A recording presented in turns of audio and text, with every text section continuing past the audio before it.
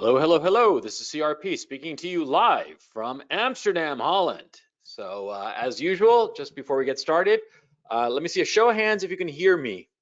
A show of hands, just hit the little hand button if you can hear me correctly. I just want to make sure that everything's okay. Great. And I'll put everybody's hands down. Now, raise your hand if you can properly see your screen. Oh, wait, no, I forgot to do it. I forgot to. There we go. And now we're seeing it. Raise your hand if you can properly see a purple background rather, a purple background with the word humility on it. If you can, okay, so great. Everything is copacetic. And as usual, you know, I tell you that I have this little mania that I'm always insecure as to whether I'm just speaking out into the ether. Something that you guys should understand. That I personally did not realize it until I got my little bit of e-fame. You see, when you're famous, okay, you don't get much feedback from your audience. So you speak, a lot of times you feel like you're speaking into a void. Now, I know, of course, that my e-celebritydom is minuscule, insignificant, but it's something to think about. Actually, it's something that I've thought about quite a bit. Famous people who are the object of a lot of attention often as not don't realize who's paying attention to them. And so sometimes they react when just a very vocal minority is just, you know, banging the drum loud enough. And that's why sometimes celebrities act in really weird ways, because they think that this very tiny vocal minority is actually their entire audience, or is the voice of their entire audience. They don't realize that it's a radical minority. And this happens when you're famous. It's something that I've realized as I've had this e-fame thrust upon me. Thrust upon me, of course, because I did nothing to deserve it, because I am humble, because I have humility. Yes, I did absolutely nothing to achieve this e-celebritydom, and that's why here you are, as if by magic. Oh boy. We're going to talk about humility, and it's something that I find really interesting. And I don't quite know why I find it so interesting. Perhaps it's because I realize that a lot of times I am exceedingly arrogant and exceedingly vain in many regards. Not so much now. I used to be very vain, not physically, of course, because I've never been a particularly handsome guy, but intellectually. I was extremely vain intellectually when I was younger. And as I've gotten older, I've become a lot more humble and far less vain, intellectually speaking. But at the same time, there are certain aspects of my personality that I recognize that not only are they close to arrogance, but they need to be close to arrogance so that I can fulfill all of my potential, achieve the things that I want to do, if you see what I'm saying. Okay.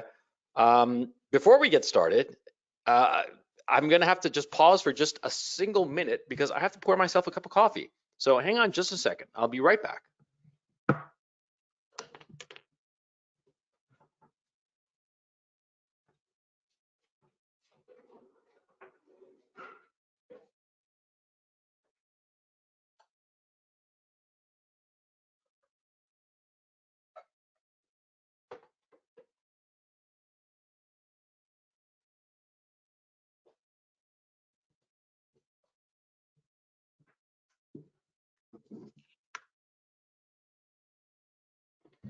Sorry about that. I usually pour myself a cup of coffee before the start of the broadcast, but things are a little bit different. I'm not doing it in my usual nook in my house.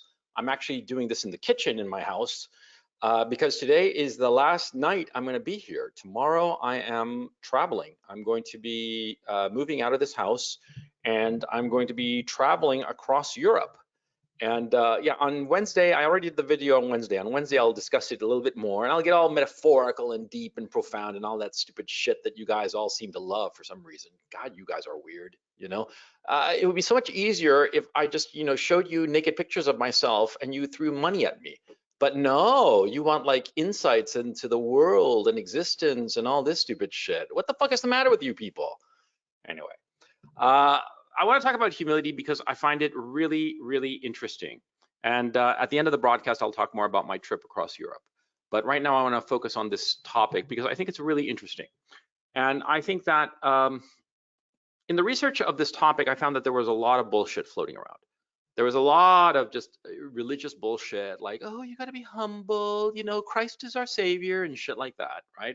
And remember, I'm a Catholic, okay? Don't go throwing shade at me, you know, that I'm like some pagan. No, no, no, I'm confirmed Catholic, yeah, with confirmation and everything. So I'm the real deal. And you know, the attitude of humility of so many people is that they dress it up in this kind of like religious garb. And the thing that really bothers me is that they are so imprecise in their language. They are so exceptionally imprecise in their language and imprecise in their thinking, which pisses me off the most. Because they talk about humility as if it's this quality of self-abnegation, but it's much more complex than that. Humility is a word that covers a lot of ground, like, for instance, love. Love covers a lot of ground. There are different kinds of love, and that's quite obvious. There's a kind of love that you have for your parents, for your siblings, for your own children, sexual love, love of country, love of your people, love of the things that you do, the activities that you pursue. There's all kinds of different love. We use the one word, but we recognize that it encompasses a wide gamut of different emotions. Humility is something similar. And in this discussion, I'm going to try to be as, how could I put it, as precise and all-encompassing as I can be. I've given it quite a bit of thought. To tell you the truth, I'm not quite clear why I've given it so much thought, but I think it's important. Being humble has certainly helped me, being consciously humble, but consciously humble in certain aspects of my life. Whereas at the same time, I've realized that sometimes people claim to be humble, but it's actually a form of pride. They are actually using this veneer of humility to mask their pride, their arrogance, their foolishness. So without further ado, let me get to it. As usual, for those of you who have come to your first webinar, I usually post up a full outline of the full broadcast, and here it is. Sorry if the lettering is a little small. I couldn't help it. I want to keep it all on a single page, as you guys know. So I would suggest if you're on a desktop, rather, desktop or laptop, take a screenshot and you know, zoom it in so you can follow along. But this is the entire outline of the broadcast. And well, let's get to it. Okay, let me just organize myself here. There it is. Okay, because what I'm going to do is, in order to see this full screen, I'm going to have to close the window where you guys appear. So I'm putting everybody's hands down. So far, you guys can hear me and see everything properly. Please raise your hand if you can. If everything is copacetic, raise your hand, and so that I can know that I can close out the window where you appear and continue with the thing. Everything copacetic? Okay, great. So let's get started. Now, the first thing we have to understand is that humility is always characterized as a virtue. There are a whole bunch of different virtues, just as there are a whole bunch of sins, as it were, or vices, or call them what you will. The Catholic Church teaches us that there are certain, you know, cardinal sins and cardinal virtues. Humility is certainly one of them. Every culture in the world has thought highly of humility, some more than others. Christian theology is dependent on humility, because do keep in mind, Christianity, as it originated, was the religion of the slaves. It was the religion of the slaves, and who had to accept their lot in life, terrible though it was. And so the doctrine of humility became a central factor in Christianity, in Christian dogma, because those who were humble accepted their lot in life. Now, what is a virtue? A virtue is a good quality. Yeah, sure, but there are lots of different good qualities. Why is a virtue different from other good qualities, like, say, being good at throwing a baseball or something like that? Well, very simple. See, a virtue, a human virtue, improves an individual's life, but never at the expense of others. This is a key issue. You have some virtue of some sort, and that virtue, by definition, must improve your life without it negatively affecting somebody else. Now, it can certainly, and in this case, a virtue does, improve the life of the society or the other members of the society to which the individual belongs, okay? That is, if you apply this virtue to yourself, your life will improve, and it could very well be, but not necessarily, that by virtue of you applying this virtue to your own life, you, as a side effect, improve the lives of other people. This is the notion of Kant's categorical imperative. For those of you who don't know, the categorical imperative is a central tenet in Kantian philosophy. And it's basically the notion that you should act by such maxims that their universality would not lead to a contradiction. Okay, what does that mean? It means that if everybody practiced a certain categorical imperative, everybody's life would be better and nobody's life would be worse because of it. And humility is thought of as one of these categorical imperatives. It's thought of as one of these virtues, these human virtues. But if you've noticed, and I'll get to it in a minute specifically, if you've noticed, humility can also be not only a virtue, but also a vice. It can be turned against itself. In the cloak of humility, people can act in truly despicable ways. The cancel culture, for instance, to give a specific example, that's an example of humility that's being turned on its head. Because people say, oh, you know, think of the poor minorities and you who are saying this bad thing that hurts the minority, you know, and I only want to help the minority. Yes, because I'm humble, because I have white privilege and I want to help all the minorities. And that's why I say that you better shut the fuck up and be deplatformed and lose your goddamn job, because I'm protecting people. I'm virtuous. I have humility. You see how easy humility can be turned on its head, okay? Now, the dictionary definition of humility is quite simple. It says, a modest or low view of one's own importance, humbleness. Listen to that carefully. A modest or low view of one's own importance, semicolon, humbleness. That is, you don't think that you are particularly important. You don't think that you're particularly a big deal. That's the dictionary definition. Now, right away, you can realize that that's woefully inadequate. Because, see, what happens if you're like an important person in a literal sense? Say you're a CEO of a company, right? And you go around saying, oh, I'm no big deal, I'm nothing special. People be like weird, right? Because everybody's job depends on the CEO, or not CEO, but let's think of it like the owner of a company, the owner operator of some firm or some shop, right? If you walked around with this exaggerated notion, a very low view of his own importance, people would say he's weird because it's unrealistic. That's the key issue. This dictionary definition is unrealistic. Humility is often described as the opposite or in opposition to pride, arrogance, and or vanity. Because it makes sense, of course, because arrogance and pride is a puffed up sense of your own importance. Vanity is a sense that you are more important or better than others. And that seems to be the logical antidote or opposite of humility. But there are other forms of humility that do not fit this definition of having a modest or low view of your own importance. For example, epistemic humility. Epistemic humility, that's basically something I made up insofar as the term is concerned, but you know what it means immediately when I say it's a sense of like, you're not sure if you're right.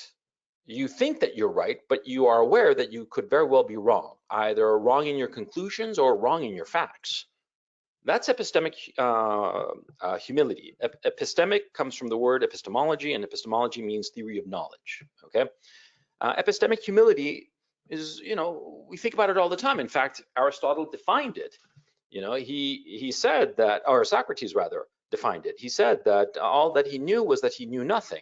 That's the epitome of epistemic humility. So once you realize that, you know, you could have epistemic humility, one certain kind of humility, and be very vain, for instance, say you're physically vain, think that you're really a very attractive and handsome man, and still be epistemically humble, Well, then the dictionary definition really doesn't help. It's too vague. It covers too much ground. It doesn't limit itself. Okay, so a better definition, I mean, I'll talk about specific definition here, okay, before breaking it down. A better definition, it seems to me, is a low, humble, or modest opinion of your abilities, your circumstances, or what you can comprehend and are aware of. That covers a lot more ground, and it's more precise because it identifies 3 areas: your abilities, your circumstances, and those things which you can know. And if you think about it, that's basically all there is to life. Yeah, I mean, think about it.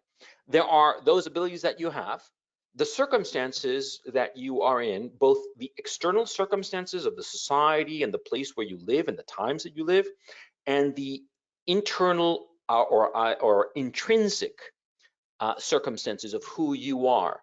I mean, like for instance, you have a certain number of IQ points, you have a certain amount of body mass index, right? You have a certain vision, you have perfect vision, or you have astigmatism or myopia or whatever.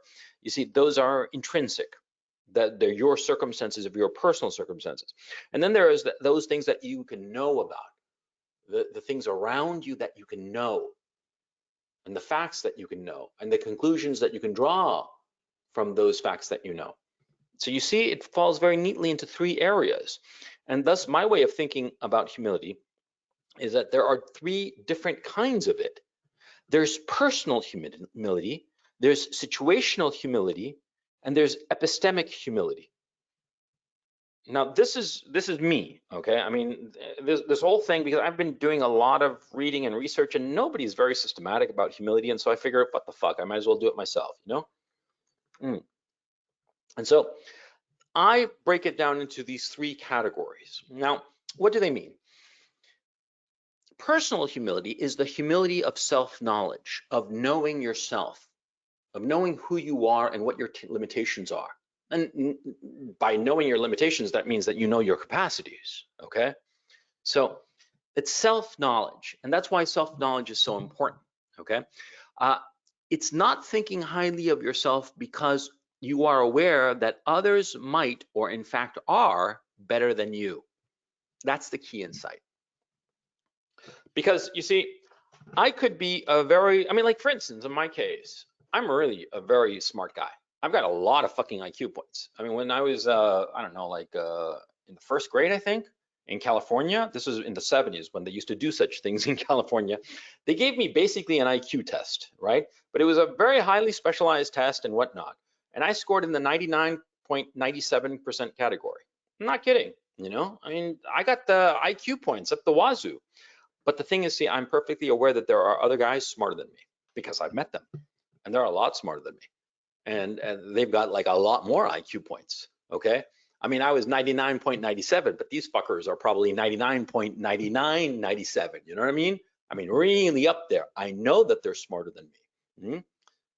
And so that makes me, insofar as my personal humility, see, I think very highly of how smart I am, and yet I recognize that there are those who are smarter.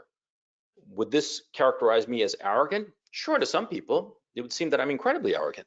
But other people would say, well, he's kind of arrogant, but he knows when the limit is. And that's the key issue. See, insofar as personal humility is concerned, you know what you can do, and you know the line beyond which you cannot do. Because there are certain things that I know that I cannot do, that I could never do, and that other men can do. They've got the brains for it, which I do not. You see? And so, yeah, I think really highly of my own brains up to a point. If you think very highly, if you believe rather that someone who thinks highly of themselves is arrogance, okay, sure, but what do you call a person who thinks highly of himself up to a certain level, and beyond that, he knows that he can't compete? Is that also arrogance? Because he's aware of his limitations. You see my point. See, personal humility is knowing that line. Sometimes trying to push that line, okay? Sometimes trying to expand your limitations, and that's perfectly respectable. But that has nothing to do with humility or arrogance. On the contrary, it would sort of like be a form of humility because you know your limitation and you are trying to improve that limitation, push against it, expand it. There's nothing wrong with that, okay? Now that's personal humility. Situational humility is the humility of being aware that you did not earn what you have, be those things extrinsic or intrinsic qualities, and I'll get to that in a minute, and being aware that chance played a determinant role. Now, what is this situational humility? Okay, you see, you have a certain fortune. Let's just say, for the sake of argument, that you were born the child of a billionaire, okay? Or you came into when you were born, you had this huge trust fund and you're going to get, I don't know, $100,000 a month for life, right? And you can do whatever you want with it, right? See, if you think that you deserve this, that somehow this is what you got coming to you, then you're arrogant, you're a fool, you're an idiot, okay? But if you're aware that you got incredibly lucky and it was no virtue of yours that led you to this incredible luck, then that would be situational humility in that particular case. Suppose, for instance, that you're an exceptionally good runner. I mean, you're just good at it. You can run like the wind, right? And it turns out that, both of your parents were track stars in college back in the day, and your whole family, they're just great at it. They're just great athletes all around. And you, as their child and grandchild and great-grandchild of all these great athletes, you run incredibly fast. Well, if you think that you can beat everybody else, and it's because you're so great, that you yourself are so great, then you lack humility. But if you recognize that, yeah, I can beat everybody in school because, I got lucky. I got lucky on the genes. That's situational humility. You see? Because notice the difference also between the guy who was born with a trust fund and the guy who was born with the running genes, if you will, right? One is extrinsic, that is outside of himself. And the other is intrinsic, that is inside himself. The guy who runs, it's a part of who he is. It's his body, right? Or for instance, a guy who's really smart, it's a part of him, of his body. He might have developed it, but the core, that was just born. He was born with it. Mm-hmm. Whereas the trust fund baby, for instance, that's an extrinsic quality. A lot of times people, especially with extrinsic qualities, they don't realize that they got lucky. Well, actually with both. I mean, now that I think about it, as I'm talking to you, people who are born with great qualities, that is, they can run really fast or they have a lot of IQ points, they think that, they deserve it, they earned it somehow, which of course they didn't. They were just born with it.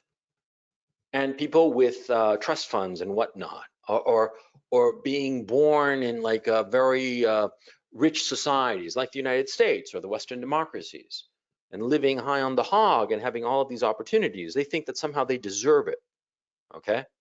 Now that's the opposite of situational humility. But somebody who's aware that they got incredibly lucky because they were born into a family that, gave all the children a trust fund, or born into a family that had these great running genes, or born into a country or a society that had all of these wonderful opportunities and possibilities, right? And he's aware of that, and he's thankful for it, and recognizes that it wasn't him, it was just his luck. That's situational humility, okay? Now, epistemic humility, like I discussed before, it's the humility of being aware that you cannot know everything, that the facts you might possess could be wrong, and that your ideas and conclusions might be wrong.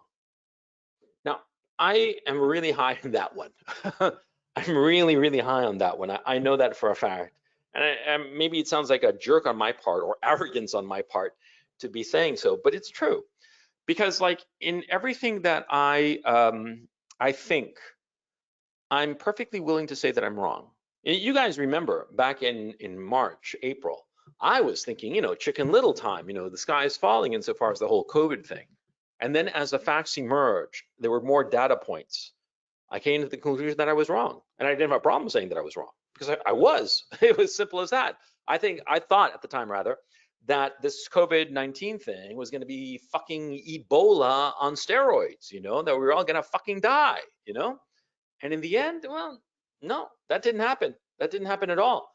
And this whole lockdown has been totally exaggerated. Mhm. And so I was wrong. But see, I was willing to admit that I was wrong. In fact, I was eager to admit I was wrong, not because I wanted to avoid the fate, but rather because I always think that if you have a wrong idea, it's better to discard it as quickly as possible when new facts emerge that can countermand that bad idea or that wrong conclusion. I think I've talked about it in other opportunities. When I was really young, I got really heavily into math. And in math, there's always just one right answer or a set of right answers. And so what happened was that I got very, very competitive in math. And because of it, I quickly realized, either you're right or you're wrong. And when I was wrong, I quickly wanted to find out why I was wrong, what mistake I had made. I didn't question the fact that I was wrong. And so I got very used to the fact that I could be wrong. And that if I was wrong, it was probably because one of the steps along the way to get to the answer, I'd screwed up or made a mistake of some sort or hadn't had the right insight. And so it was a very natural feeling as I became an adult to have no trouble at all discarding the wrong conclusion. It just seemed like the natural thing. And that's why, as an adult today, I've never had a problem in saying, oh, yeah, I was wrong back then. Now I'm right, or closer to the truth at least. I've never had that problem. A lot of people do. A lot of people do. And that's epistemic humility. Okay. Now, what I've noticed thinking about this stuff is that a lack of humility in any one of these categories is because of a kind of blindness of the person, of the individual. And it's really interesting because you see, we are past masters at fooling ourselves. I've said this before. We are so incredibly good at fooling ourselves. We are practically con artists playing against ourselves, see? Because who knows us better? Who knows our blind spots better? Obviously. And a lot of times when we admit that we're wrong, we've invested so much of our ego into something that we can't admit we're wrong because it would hurt our egos, our sense of self. We have a certain vision of who we are, and if we admit that we're wrong, it would hurt us, hurt that vision of who we are. And so we decide not to admit that we're wrong. It's a blindness, okay? Now, lack of personal humility, you don't realize your limitations, and or you do not realize that there are others who are better than you. In other words, foolishness and arrogance. And how many times have you seen this? How many times have you seen somebody like, typical, some guy is like on a rooftop or something, and he'd say, look, man, I can jump, I can make that, whatever. I can jump on that table or something. And you're like, no, don't do it, man, don't do it. And he does it and goes splat, right? I saw some video like that recently. And yeah, that's a lack of personal humility. That's a lack of knowing yourself, your abilities. Yeah, you don't recognize your limitations, or you don't realize that somebody else is better than you, that they can do something that you can't. See, this lack of personal humility, it comes from an unwillingness or an inability to really know yourself. See, I mean, who's the guy who doesn't know his limitations? The guy who's never examined himself, who's never observed himself. So you deal with somebody who lacks personal humility, and you'll realize that the guy just doesn't know his limitations, or perhaps even worse, can't accept them. See, they can't accept that somebody else is better, because that's the other flip side. Some people are so competitive, their ego is so wrapped up in it that they cannot accept that somebody is simply better than them in either one thing or a bunch of things, or maybe even in everything. It just drives them up the wall. And this inability to accept that, which is a key issue in life, because there is always somebody better, always somebody better. It's just an issue of numbers, okay? There's always somebody better, somebody smarter, somebody faster, somebody stronger. somebody luckier. Yes, there's always somebody better. But a lot of times, guys, especially guys who are one or two standard deviations above the norm in any given quality, they find it exceptionally difficult to accept that there's somebody smarter. Okay, I've told you in other opportunities that there was this guy, a guy called Jorge Roca, whom I met in college in Chile back in 1986. And this guy, he was just this quiet, easygoing guy, really nice fella, right? And he was a fucking genius. And he's like way smarter than me. And when I was in high school, I was, the smartest guy or one of the smartest guys in that little category of five guys who were like the smartest, right?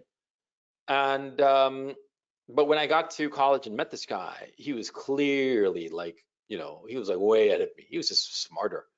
And it didn't bother me, thankfully. I think it also didn't bother me because he was such a nice guy. I mean, he wasn't nice to me specifically. He was just a generally easygoing and nice guy. And so it was sort of like, oh man, that guy's smarter than me. And it didn't really bother me. Okay. But there are some people who don't have that. It really, really bothers them and they can't accept it sometimes.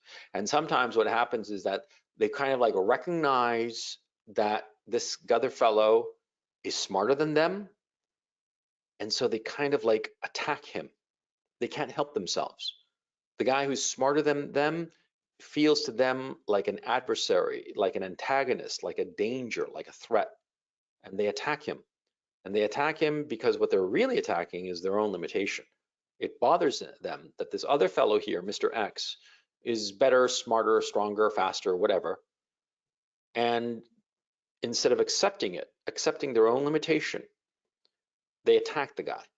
Stupidly a lot of times, most of the times, in fact. I've seen this multiple times.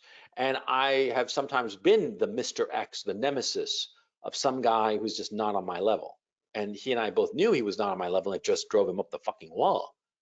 But them's the breaks, And those guys, they attack the guy who's better than them, and it kind of like makes their lives miserable. Mm-hmm. I mean, some of you that might know that there was this incident a while back, like 3 years ago, with this guy Kraut, Kraut and T was a fucking moron, and that's the point. The guy was a fucking moron, and he knew that. I mean, he was fairly smart enough, I suppose, but not that fucking clever. And I pointed out the fact that he was an idiot, and it just drove him nuts because he couldn't point out that I was an idiot. See? And that just drove him nuts. It drove him around the bend, and ultimately he wound up destroying himself. It would have been funny if it hadn't been so sad. But anyway, the point, that was an example of a guy who, when he came across somebody better than him, he had to attack. And that happens all the time. Now, there's the lack of situational humility, which is where you believe that everything you have is deserved, that chance played no role whatsoever in what you have, be it extrinsic or intrinsic qualities. In other words, vanity. Yeah, it's like that rich kid. He's like, 25 or whatever. He's got a trust fund, he's got rich parents and all the rest of it. And he's got a cool car and the nice clothes. And, he thinks that he deserves all that. That something about him is so wonderful that he deserves all this money. He's blind to the fact that he's got all this shit because of luck, because of, being born from the right womb, basically. He's blind to this fact, see? Those guys are vain. Oh, look at pretty girls who are like really, really pretty. And they're bitchy. And they're bitchy and they look down on others. And they say, oh, look, she's so ugly. And I'm so pretty, basically, is the inference, right? But see, they're pretty, yeah, sure. Sexually attractive, yeah, sure. But they didn't do anything for it. They were just naturally born with it. Lucky them. But that's the point. Lucky them. It was luck. It wasn't because of something that they had, that they possessed. See? And they don't realize this. And that's where vanity comes from. Okay? It's not understanding that those qualities that you possess intrinsically, like beauty, like brains, or those qualities or things that you possess extrinsically, like being rich or having a bunch of opportunities because of where you were born. See, you don't realize that it was luck. You think it was you. You're blind to your luck. You see? And finally, there's the lack of epistemic humility, which is where you think you are right, and you either ignore contradictory facts or deny these contradictory facts, or else pretend that you always thought different and hope that nobody notices. I mean, have you seen that? That happens all the time, you know? I mean, like say back in May, everybody thinks X, X, and they say X, everybody says X. And then, by November, it's like, oh no, it's actually Y, not X, it's Y. And the person sort of like slinks around and saying, oh yeah, it's Y. I always knew it was Y. And bullshit, they changed their mind and hoped nobody noticed, or changed what they were claiming and hopes nobody noticed. Okay, that's the lack of epistemic humility. Mhm. The thing of thinking that you're always right. Okay, that's the worst. I used to do this all the time when I was young because I was often very right. Okay, often. I mean, 19 times out of 20, I was right. Fuck that. 19 times out of 20, I was the first with the correct answer. And 99 times out of 100, I had the right answer. But it took me a long time to realize that that 1% of my errors, yeah, they could be like really big ones. Okay. And it happened a few times. It happened a few times that I made some big mistakes, and that taught me humility. Like the math stuff that I was telling you before, yeah. But later on, as a young man and into my maturity, a lot of mistakes were made by me because thinking that I was always right, because I always had been right on so many opportunities. Okay, and that's the terrible danger of a lack of epistemic humility. You don't realize that you could be wrong, and you ignore the possibility, and you deny the possibility that you could be wrong. Okay, now this is the lack of humility. Okay, and I've outlined this, and you realize, of course, that humility has different facets as I've divvied up, right? But you start to realize, see, that arrogance depends on being ignorant of limitations. If you're aware of limitations, you're very aware of the things that you know and the things that you might not know. You're very aware of your own abilities, the things that you can do and those things that you don't do, you can't do rather. See, a lot of people come across as arrogant when they know exactly that line that separates what they can do from what they cannot do, what they know from what they do not know or cannot know. And these people who come across as arrogant often is not, they are very confident, and their level, whatever it is in terms of their ability, is very high. And so a lot of people think that they're just being arrogant when it's not arrogance. It's just being, yeah, I can do this. I can do this very difficult thing because I've done it before. I have the ability, I know my limitations, and that particular goal is within the spectrum of my limitations. I can achieve it. I don't have to push any envelope, push any limits in order to achieve that goal. And that can come across as arrogance, especially to people who are just not so capable. Okay. But the real definition of arrogance is the person who doesn't know those limits, who doesn't know the limitations of his abilities, who doesn't realize that his situation is a product of luck as much as effort. The arrogance of the seeming arrogance of somebody who tends to be right most of the time. You can be humble. And so that's why the issue of humility, of just saying, oh, you should always just have this very modest or low view of your own importance, of your own abilities, of your own knowledge, that's stupid. See? That's totally stupid. In point of fact, I would argue that those people who are really, really aware of that limitation between those things that they can do and those they cannot, those things that they can know and those things that they cannot know. Those are the people who are truly confident.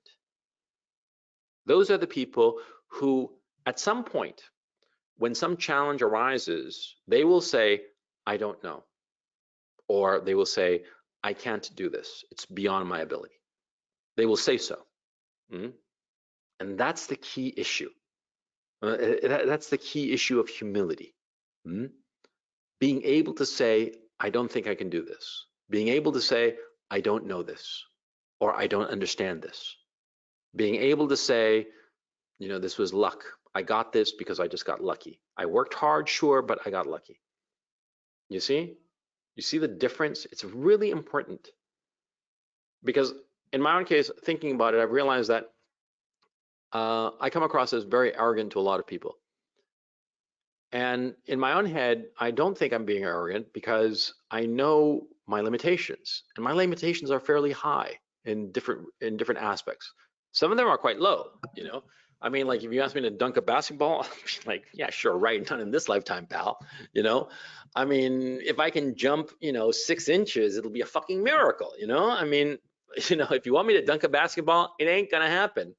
If you want me to run 100 yards, in under 10 minutes, good luck, pal. I mean, I know my limitations. Insofar as the physical limitations, yeah, I've got plenty. I can't see very well. I can't run worth a damn. I've got clear physical limitations. But insofar as my mental ability or mental acuity, my knowledge, the information that I have or have access to, the amount of knowledge that I've accumulated through countless years of schooling and independent studying because I just enjoy reading shit and learning new shit. Yeah, and I know that. And that can come across as incredibly arrogant. And you see, you see the difference. It's important because a lot of times you'll be in a position where you just knowing that you can do something comes across as arrogant.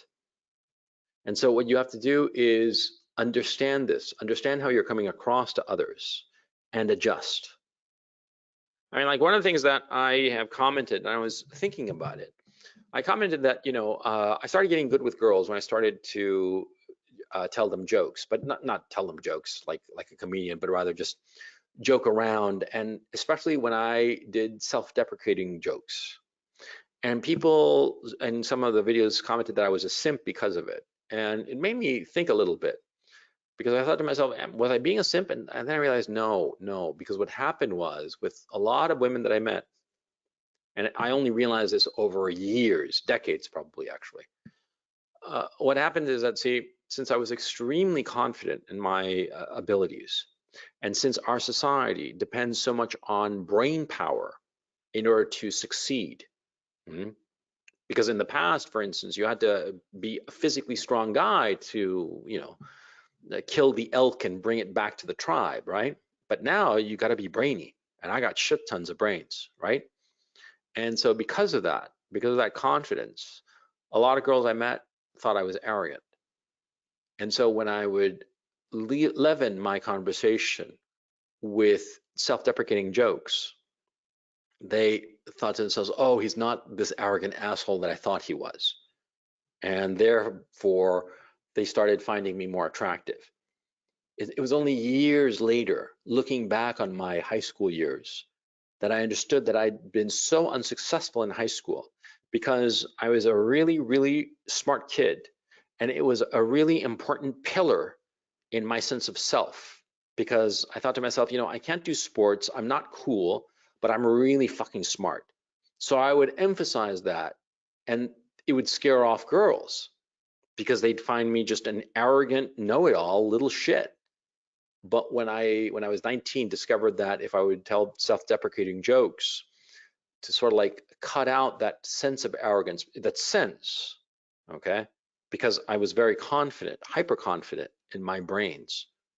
And well, if I would, undercut myself with these little self-deprecating jokes, the girls would think, oh, he's really nice, he's not arrogant. He told these funny jokes about himself and made himself look a little bit ridiculous, but he was so cool and charming and this and that, and I want to fuck him. That's what happened. That's why I got kicked out of university. But you see the point that I'm trying to make, and it's an important point. A lot of times, because you have a high limitation, and people will perceive you as arrogant. And so you have to adjust for such people. You have to realize that those people, they're just nowhere near your level. okay? And you're so far ahead of them that because you're totally confident, that total confidence comes across as arrogance. But you're not arrogant so long as you know your limitations. You are arrogant when you refuse to face your limitations. And that's why humility is so important.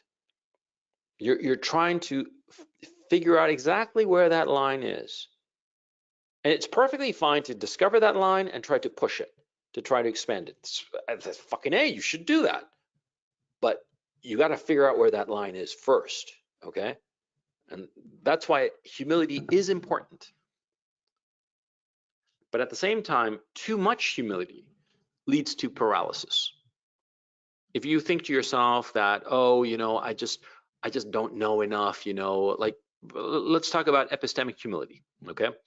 Epistemic arrogance is to think that you know everything, right?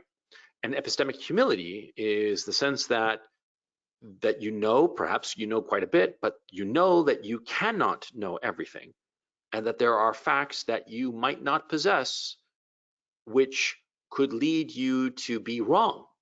And it could be that the facts that you do possess are in fact wrong. And it could be that your ideas and conclusions, they could be wrong because of it. See, that's epistemic humility. But what happens if you overdo it insofar as humility?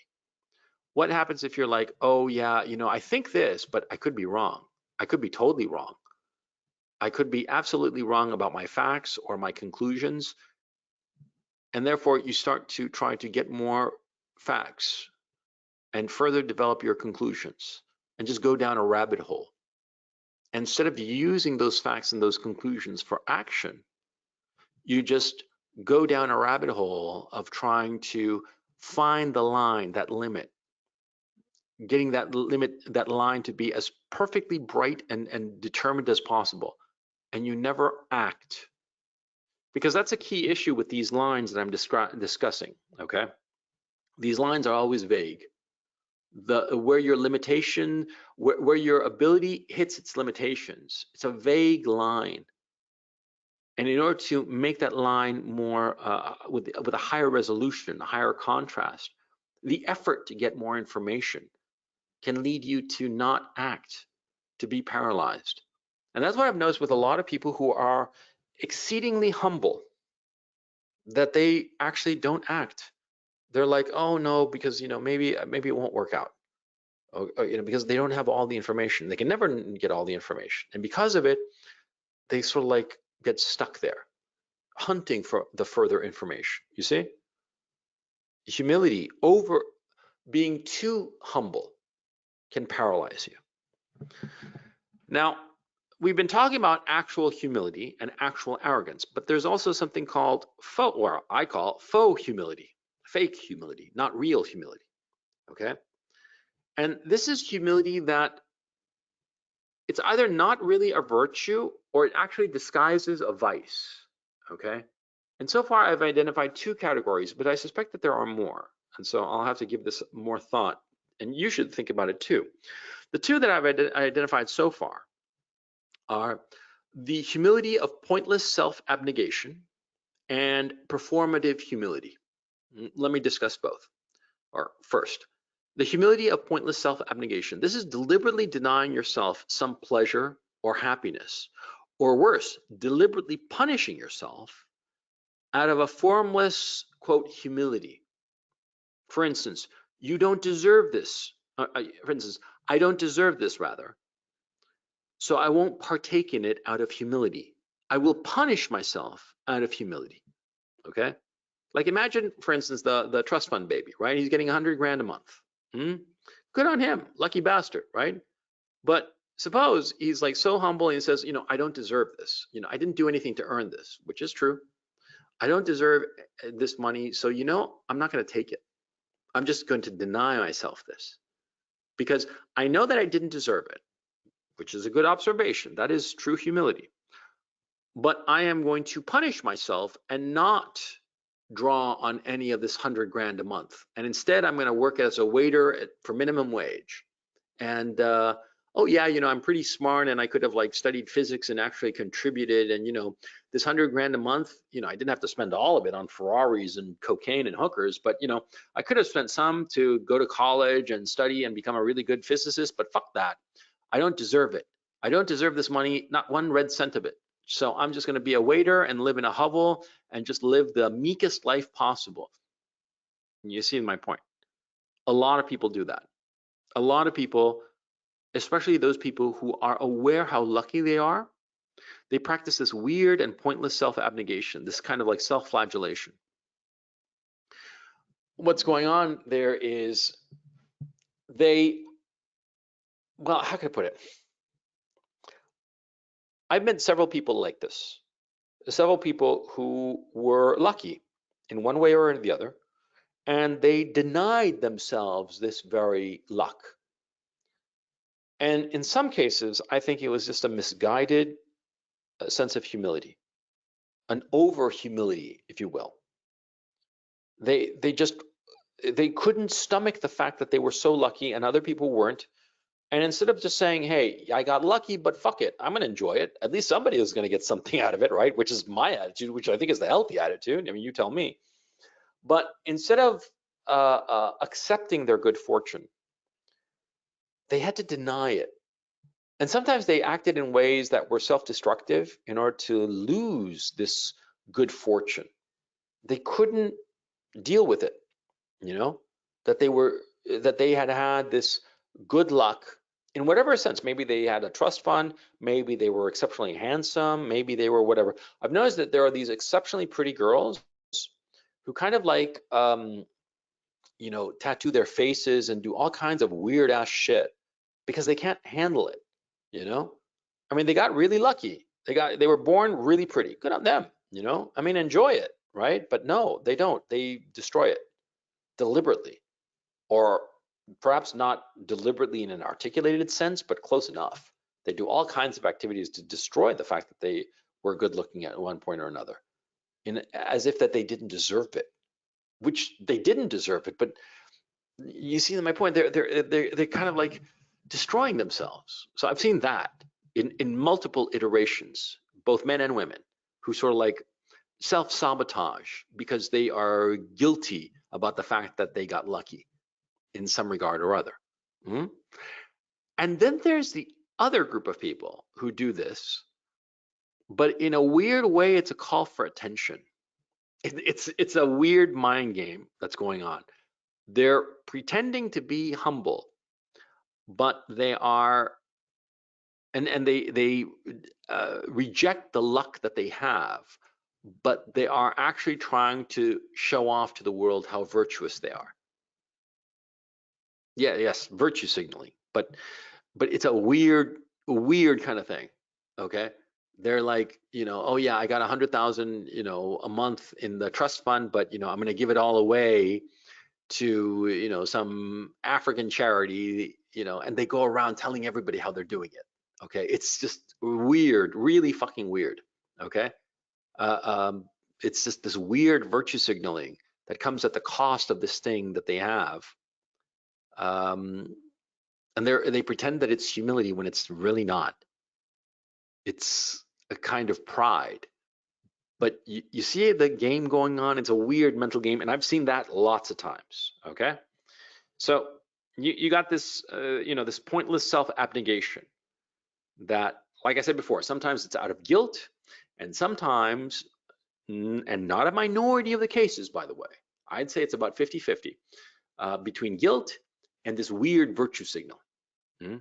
That they got lucky and they want to deny that luck, but they want everybody to know that they're doing this, that they're so fucking virtuous. Okay, yeah, that's the humility of pointless self-abnegation. That's one. Then there's performative humility. Okay, these are passive-aggressive fakers who pretend to be humble but are trying to use this faux humility to get what they want. Okay, you got to look out for those guys. These guys are fucking pigs. Okay, and they are the people behind cancel culture. Right now, the people who push cancel culture, who want to have others deplatformed, they're the ones who are, faux humble in this regard. Okay, And you dig beneath the surface and you discover that these people are incredibly arrogant. Like for instance, a lot of people who claim that they're trying to help people of color. I'm a person of color, by the way. Yeah, fucking A. I got vowels at the end of my first and my last name, motherfucker. I'm a total POC. I'm a Latinx or Latinx. I don't know how to pronounce that word. It's a word that every fucking Latino or Latina fucking hates. And the only people who use it are these dumb white liberals, these dumb white privileged liberals, you know? But anyway, as a proud Latinx, um, I lost my train of thought. Fuck, yeah. These cancel culture people, yeah, they are speaking for minorities and claiming to be in the service of minorities. But what's going on is that they have this cartoonish view, the stereotyped view of the minority that they are quote unquote trying to protect or save from something or other. Huh? And these people pretend to be humble, that they're in the service of these people of color, but they're not. They're using it for their own aggrandizement. They're wearing a mask of humility when at their heart is, or underneath that mask, is just arrogance and um, and just nastiness, bottom line. Okay. I mean, look, in every virtue, there are going to be those who are faking it, and those people are usually the nastiest. Okay. Because there can be people who have some virtue or other who are overdoing it, right? Like the group I explained before, the pointless self-abnegation, or those people who like indulge in humility to the point that it paralyzes them. But the people who fake humility, the people who fake any virtue, they're usually psychopaths. Simple as that. They're fucking nasty pieces of work. And faux humility people are no different. And you got to watch out for them because they cloak themselves in this angelic demeanor. I mean, they practically have wings, They're like these little angels that are trying to help others. But no, they're not trying to help them. They're trying to use other people for their own aggrandizement. You got to be real fucking careful with these fuckers. Okay. And they're the worst as far as I'm concerned. Okay. Now, it seems to me that humility can coexist with pride. Okay. Now, you can, for instance, you can be proud of the work that you've put into reaching some achievement or other, but still be humble because you know that that achievement was attained with a certain element of luck or because certain people helped you along the way. Okay. I mean, it can be both because you can recognize that any achievement is a product of a combination of skill, a combination of work, and a combination of luck. You can understand that. And so you can be humble at the fact that you got lucky and proud at the fact that you worked so hard at it. See? You can be both. And so trying to be only one and not the other, only humble but never filled with pride, that's stupid. And don't bother with it. Because if, for instance, to give a specific example, suppose you're pretty good at running. You're like, the fastest runner in, the fifth grade or whatever. And you realize, hey, man, I could be a really good runner. And you work and work and work, and it turns out that, you're a great runner because your parents were athletes, your mom and dad were both on the track team and your grandparents were all like in the Olympics and shit like that, right? They were just great athletes. And so here you are um, with this great good fortune of these great genes, these running genes, right? But at the same time, you work your fucking ass off. You practice, 3-5 hours a day, for years. And finally, you get the gold medal in the marathon at the Olympics. Holy shit, right? Well, you can be at once humble at the fact that you had the opportunity to run that race. You had the training, you had the wherewithal, the money that somebody had to hire the best trainers and whatnot. You can be humble about that fact and yet filled with pride over the long hours that you spent working to achieve this goal. Pride and humility are not the opposites. They don't cancel each other out. You can be both at the same time. The trick is to know where one ends and the other begins, and to not be filled with pride about things that you had no control over, because it's perfectly legitimate and perfectly fine to be filled with pride over the fact that you spent, 35 hours a week practicing to become a better, stronger runner. That you put in hundreds of miles to just be better. That's something to be, proud of.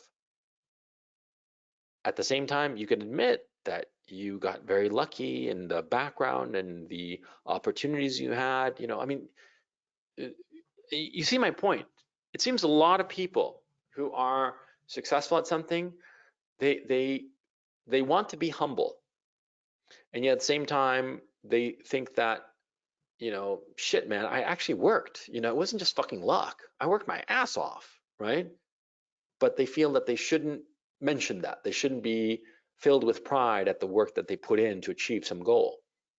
My personal opinion is, or my opinion, not personal opinion, an opinion that I'd be happy to shout from the rooftops is, so long as you know which was which, it's perfectly fine to be filled with pride over some achievement.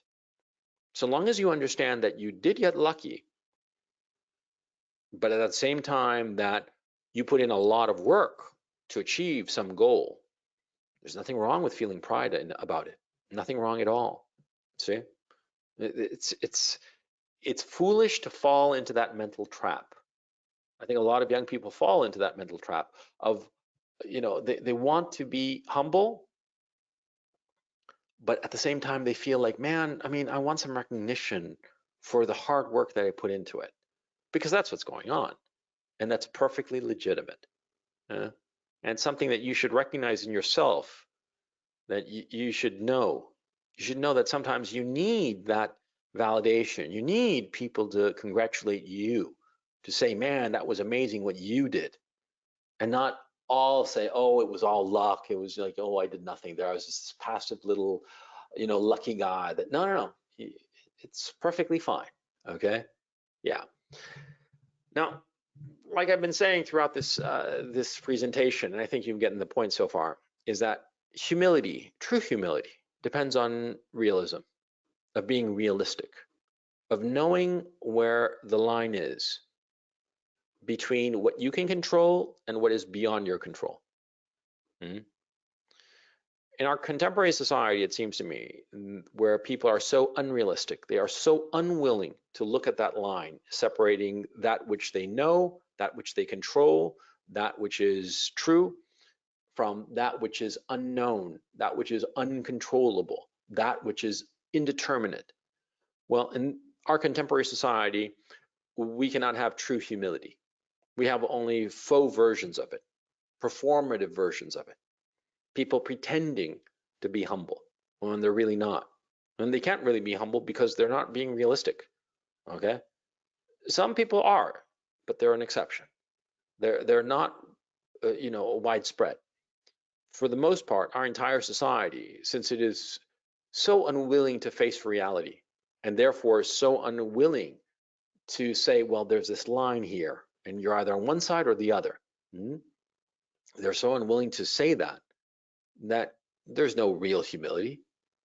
And so what happens is that there's just a lot of arrogance and a lot of foolishness, because people don't know any better. You see? You got to know yourself. That's the key issue, the key takeaway. You got to know yourself real well, and never be afraid to examine yourself, especially when it makes you most uncomfortable.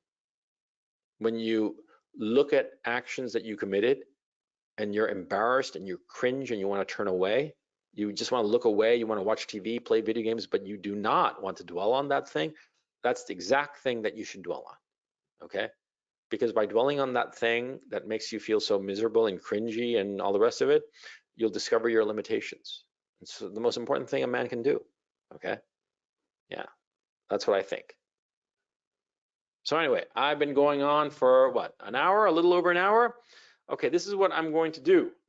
I am going to step away for 2 minutes, okay, because I have to run upstairs to put something in the dryer. Yes, I know, what can I tell you, man? I mean, like, I'm the voice of experience, the voice of wisdom, and yet I have to do the fucking laundry. Well, that's life. I have to run upstairs and put some clothes in the dryer. So I'll be back in 2 minutes, and I'll be taking your questions. Okay. In the meantime, while I'm away, right away, put as many. I meant to say write, WRITE, right away, in the question box. Okay. I'm bringing it up now. Put your questions on this topic because I'm really interested in talking about this topic with you guys, and I really want to know your opinions about it. Okay, I'll be gone for 2 minutes. Put all your questions in the questions box, and I'll start taking questions as soon as I'm back. Okay. Okay.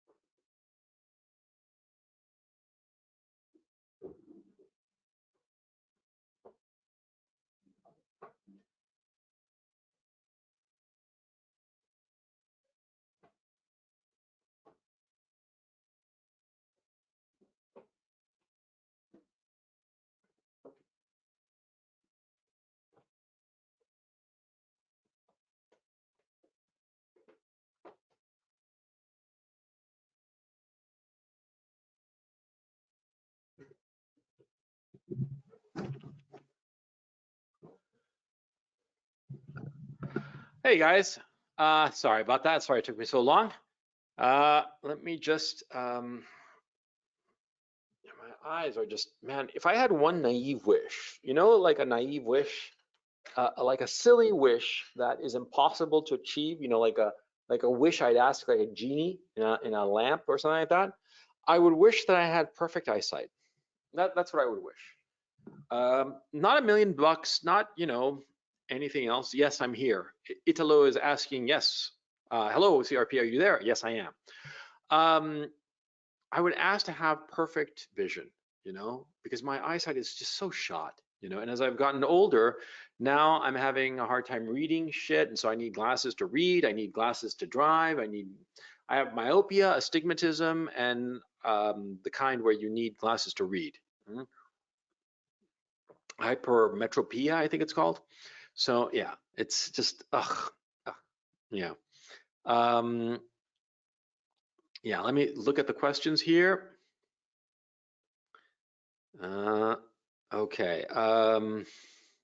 As always, I don't have a producer here, so I have to read the questions first before I hit on somebody.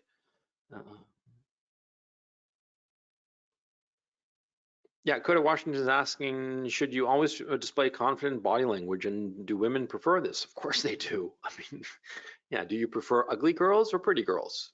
See, same difference. If not, then when should one exhibit more submissive body language? Never. You should never exhibit submissive body language. Simple as that.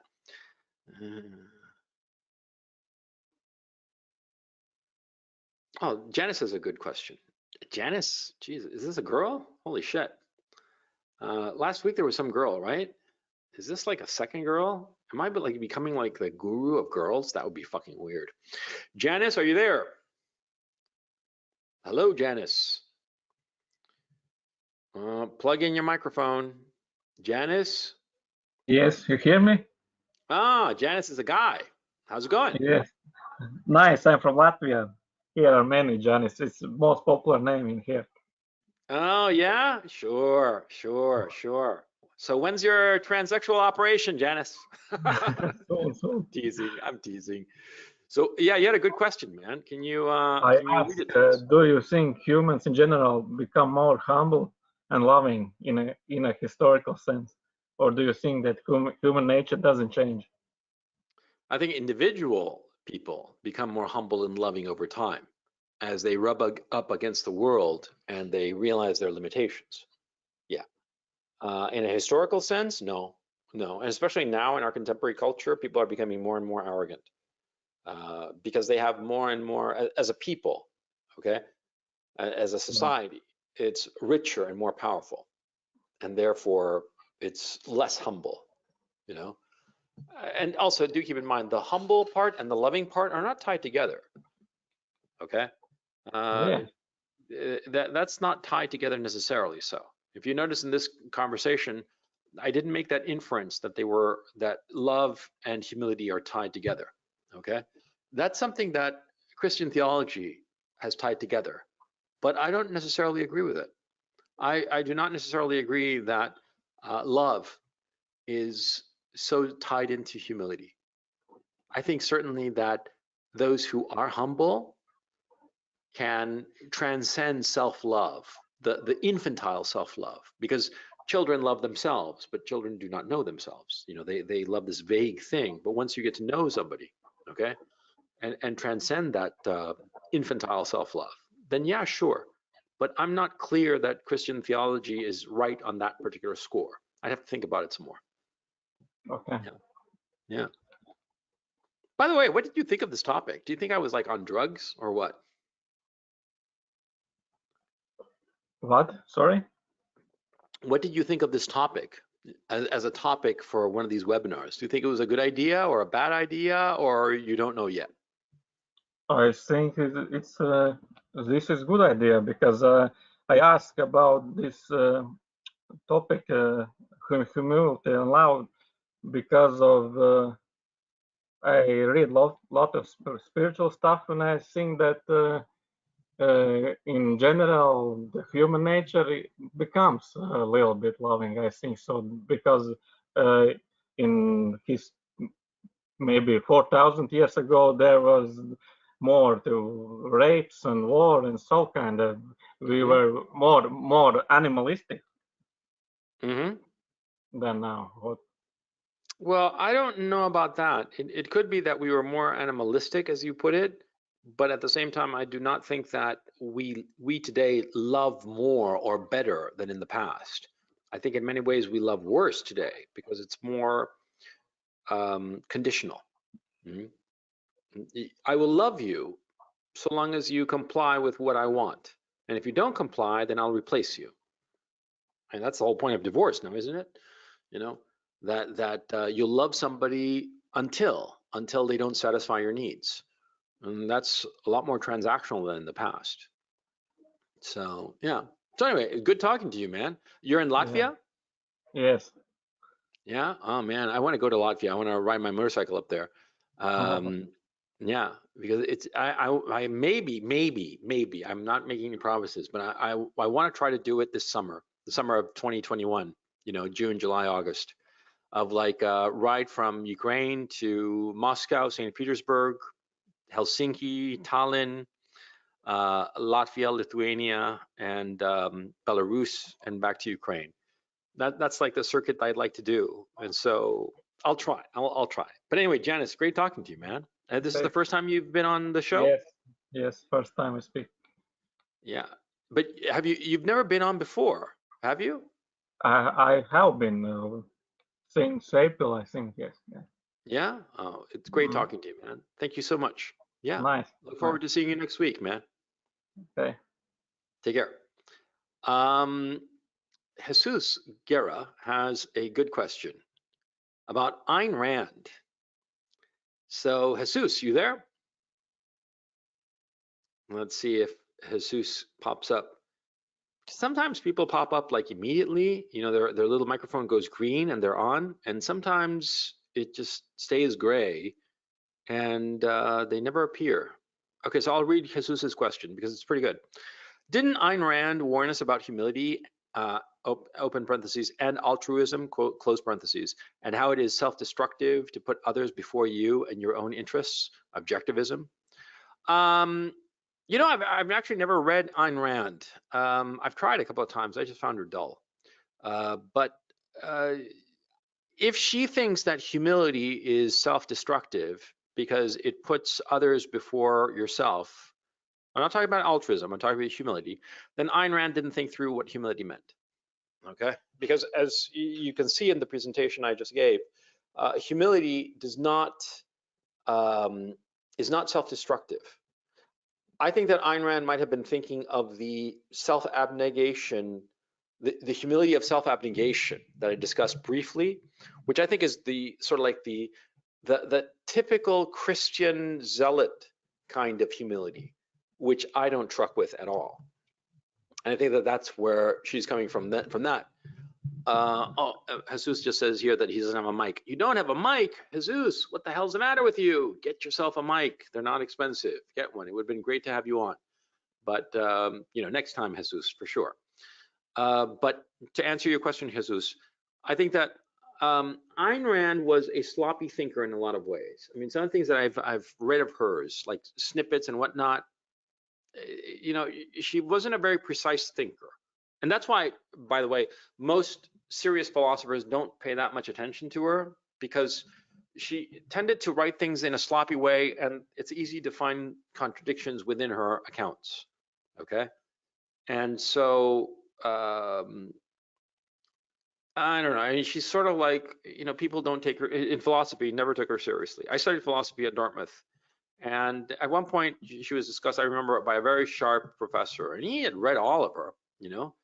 And I knew that he had, because he discussed some book of hers at length with one of the students there who had obviously read it. And so, you know, he wasn't lying. And this is a big brain professor, and he was like, she's full of shit, you know. And so that's my sense of Ayn Rand. Okay.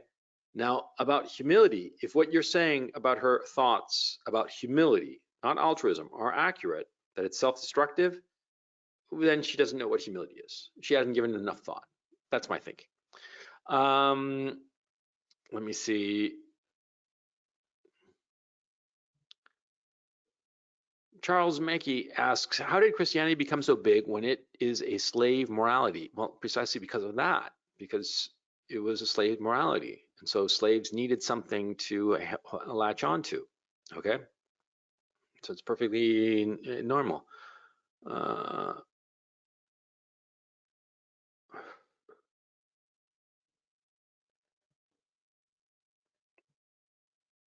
um,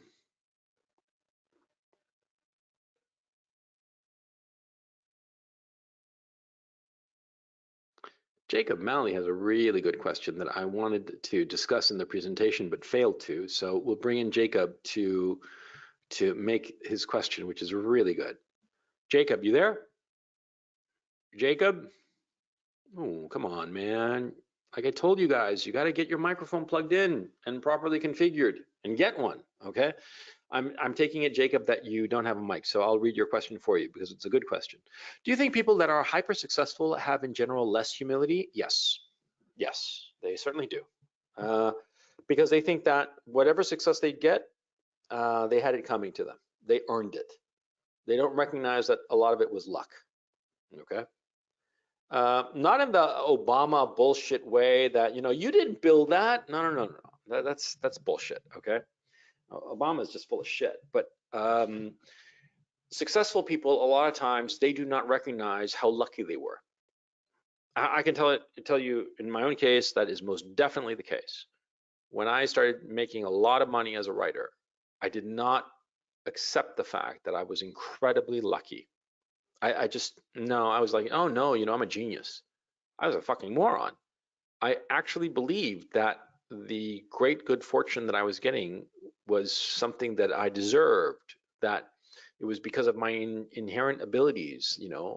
I discounted any notion that it had been luck, totally discounted it. And I've met a lot of very successful people.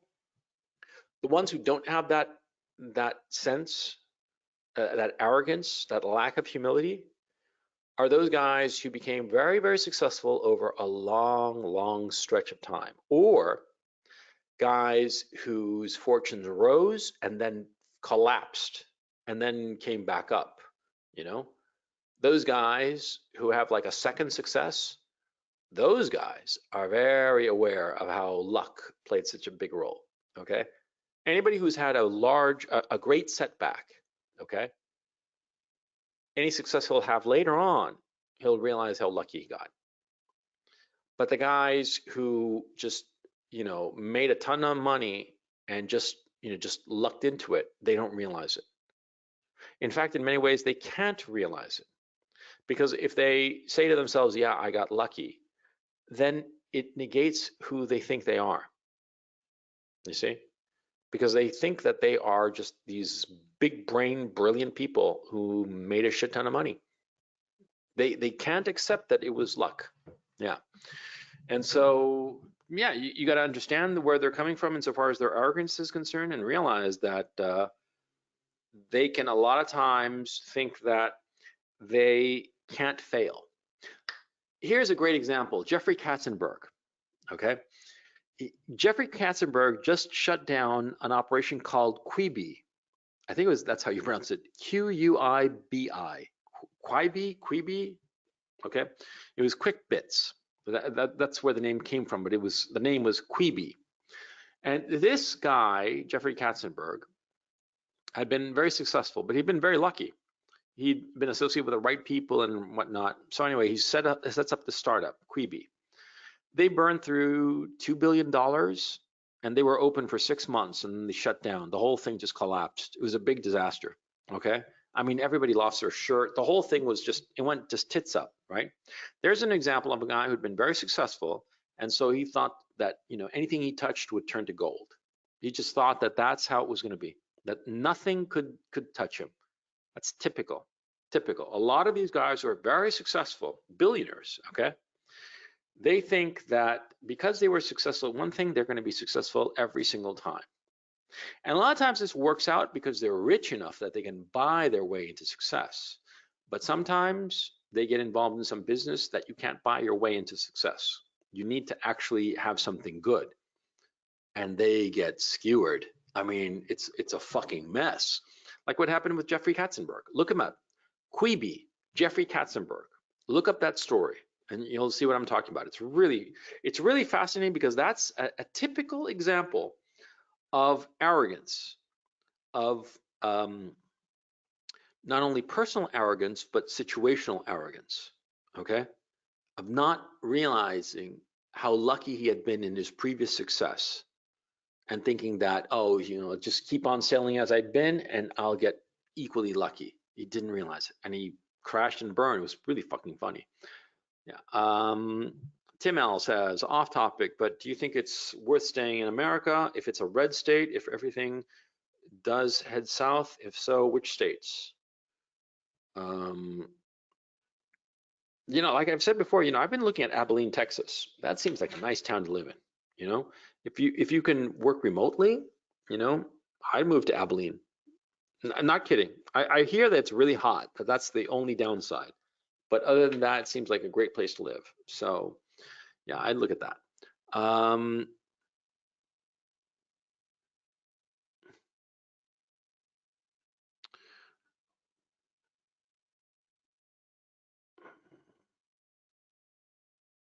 Oh, Charles. Well, what happened, Charles? Charles asks, it's a follow-up to his previous question. He asked, how did Christianity become so big when it's a slave morality? And his follow-up is, I didn't mean in terms of spreading. I meant in terms of like how the West basically took over most of the world.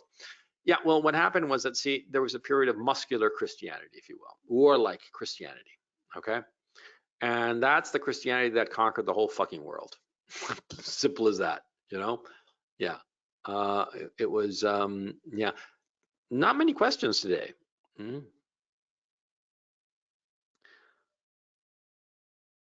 Oh, this is a good question. Chris O. Let me find Chris O. Chris, you there? Yes, I am, Coach. Hey, how's it going? It's going well. How are you? Pretty good, pretty good.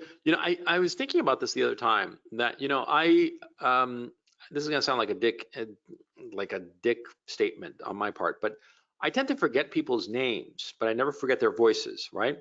And so I tend to forget whose name I picked, and then I click on somebody and like, oh, it's Chris that I talked to last week and the week before that.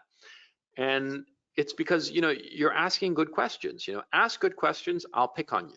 Okay, so please keep that in mind. Chris, what's on your mind? You had a good question, so why don't you hit us all with it? How to deal with someone who is arrogant and you have to deal with them?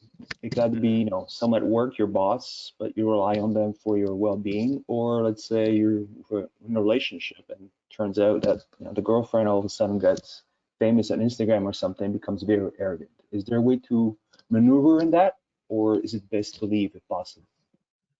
Yeah, there certainly is, but first you have to define whether it's a relationship that you want to continue pursuing, or if it's a transactional relationship.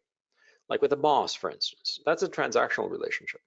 You don't really give a shit about the boss. You only care about the relationship because he is your boss. And therefore, your objective is not to be friends with the boss. Your objective is to make your life easy with the boss. Now, does your life become easy with the boss if you point out what an arrogant shit he is? Of course not. So you don't. Simple as that. You have to define, first of all, that issue. Is it transactional or is it intrinsic? That is an end in itself. Now, with a girlfriend, for instance, she's an end in herself, okay? You want to have a relationship with her, presumably because you eventually want to get married and have kids and have a family. And that's the whole point. If you are with a woman and you do not see yourself see her rather as the mother of your kids, then she's just a fuck, and she's transactional. Always think of it in those terms.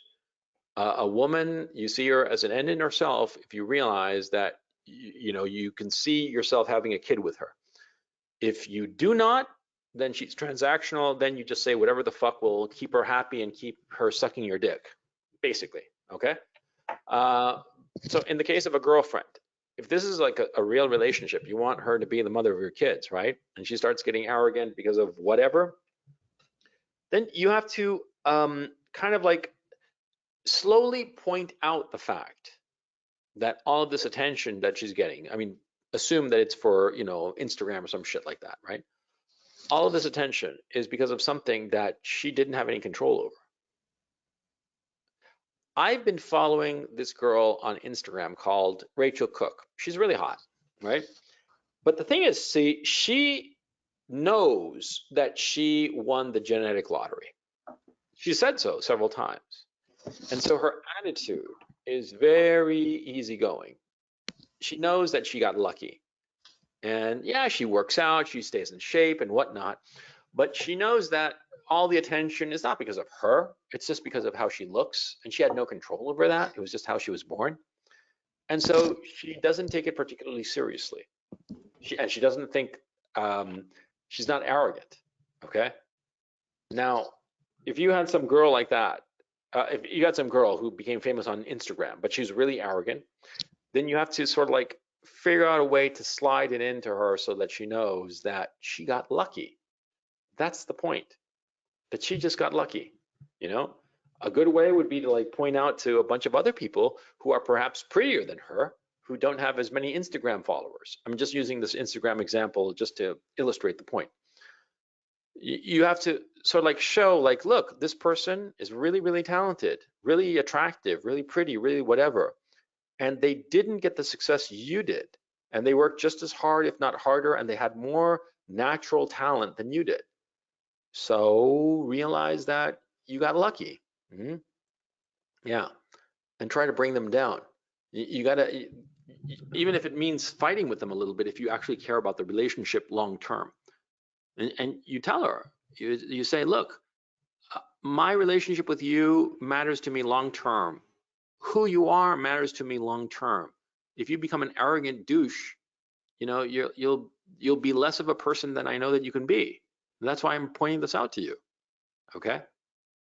But to insist in the original point, that I made, if it's a transactional relationship, like a boss, like a client, like whomever, you let it slide.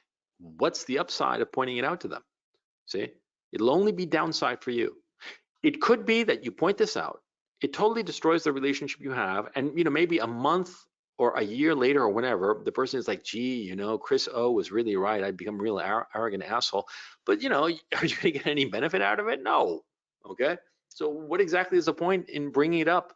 You see, if it's a transactional relationship, see, that's why you should always figure out what kind of relationship you have.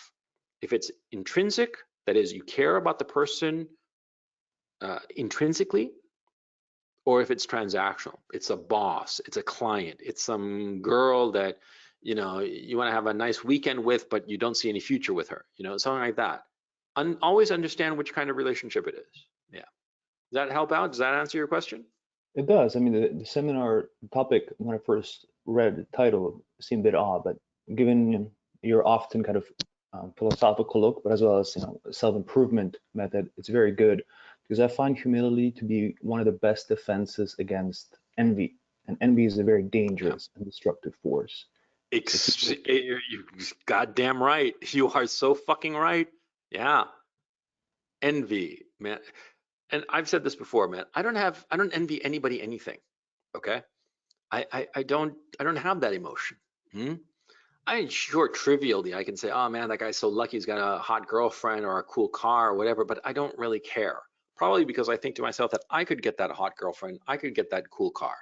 So I don't feel envy, okay? And even like people, like I said earlier, I wish that I had 20/20 vision. I have crap vision. And somebody who has 20/20 vision, I don't like envy them, you know, I'm not like burning like, oh God, they have perfect vision and I don't, and I wish they were dead, you know.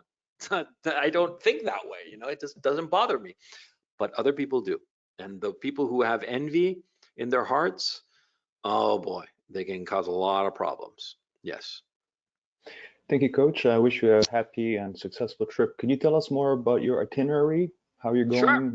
Yeah, I'll tell you guys. It's no big secret. I'm leaving tomorrow morning from Amsterdam. I'm going to a motorcycle shop just south of Heidelberg, and then on to Stuttgart. And because at this motorcycle shop, I think I'm gonna get a motorcycle. It's a really cool place, and it's called Walzwerk. And the earliest delivery is mid 2022. So, you know, I'm gonna have to wait like almost 2 years to get this goddamn bike that I want to get. But they're really, really good. They make these custom bikes that are beautiful and not that expensive, to tell you the truth. I mean, they're not like the most expensive one is like $28,000. Excuse me, 28,000 euros, which is what, about $33,000, which is kind of like on the high end for a motorcycle, but for a custom bike, that's pretty good. It's pretty cheap. It's German engineering, so yeah. So I'm going to stop by there and probably place an order, and then I'm going to be in Stuttgart, and after that I'm going to Vienna. Then after that I'm going to the a town called Krakowec, which is in Poland on the border with Ukraine. I'll cross the border of Ukraine like probably Thursday morning, and by Thursday evening I should be arriving in Kiev, and Friday evening I should be arriving in Kharkov. I could have more easily, it would have been easier to ship my bike, cheaper certainly, to just ship my motorcycle and just travel by plane. I mean, definitely, okay? But it's just more fun. And I'm not going to have an opportunity to just go for 5 days and cross Europe like now. I'm like, fuck yeah, why not? I did a couple of test runs to see if I could handle being on a motorcycle for 5 to 7 hours. Let me see, like a week ago, a little over a week ago, I did this trip where I went from Amsterdam to the southwest of Holland, and then I crossed over into Belgium to Antwerp, and then went the long way back to Amsterdam. Altogether, that was about 5.5 hours of riding a motorcycle, and no problem. You know, the bike handled it great. My ass handled it great, because that's a big problem. I mean, you're sitting on a motorcycle for that long, your seat better be comfortable, right? And so, yeah. And for those who are interested, I'm riding a 2006 BMW R1200 GS Adventure. That's the big adventure bike, and it's a 2006 because it's oil cooled and it doesn't have a lot of the problems of the 1250. And also, I've discussed before that, see, if you buy a new bike, a new motorcycle, or a new car, or a new anything, the depreciation is so enormous. It's not an issue of parking the money in the vehicle, it's the depreciation if you buy it new. And with a bike of this age, but with these low miles, there's no depreciation because it's already been discounted. And so it's just a great purchase. I'll probably be able to sell it not merely at the price that I bought it. I'll probably be able to ask a little bit more once I eventually sell it, because I've done a few little knickknacks and add a little, just a little few extras here and there that make it a little more attractive. So, yeah, but if you buy a new bike, you're going to lose your shirt. I cost estimated buying a new R1250 Adventure, like late model, and it would have cost me 25,000 euros, which is not an issue, but then I would have lost in depreciation between 5,000 and 7,000 euros. Just riding it off the lot, I would have lost between 5,000 and 7,000 euros.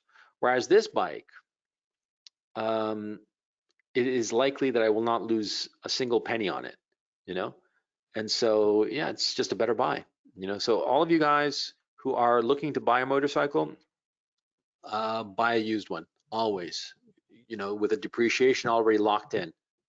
And always from a dealer, a reputable dealer, because that way you get the guarantee. And the guarantee, it's usually it's usually going to be 60 days or 90 days, and you put a lot of miles on the bike at first to shake out any problems it might have, it'll be worth your while. Okay. Yeah, that's my suggestion. But anyway, I'm really looking forward to this drive, man. So yeah, I'll probably post like videos on my GL channel along the way, like these quickie little videos about it, some different stuff. Yeah. So yeah, I'm so excited, man. I can't wait.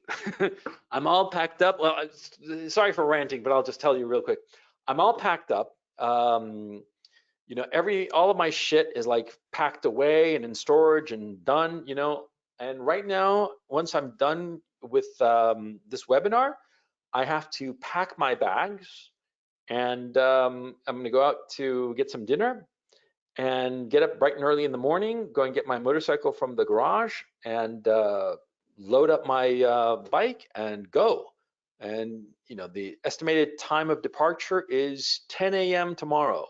So if all goes well, I'll be on the road by 10 a.m. Amsterdam time. I'm so psyched, man. It's just, yeah, I haven't been on an adventure like this, like a long road trip like this in like the longest time. And so I'm just so excited. I can't tell you. So yeah, Chris is blown away. I'm shaking with envy right now. Yes, yes, exactly, exactly. Have a wonderful Anyway, trip, and hope none of the restrictions on travel will cause you any trouble. So we look forward to hearing from you on the way. I hope so too, man. I do hope so too. I hope I don't get killed by a truck. So that's the important thing. So anyway, great talking to you, Chris. I'll talk to you Always, next week, okay? of course. Take it easy. Um, let me see. Uh,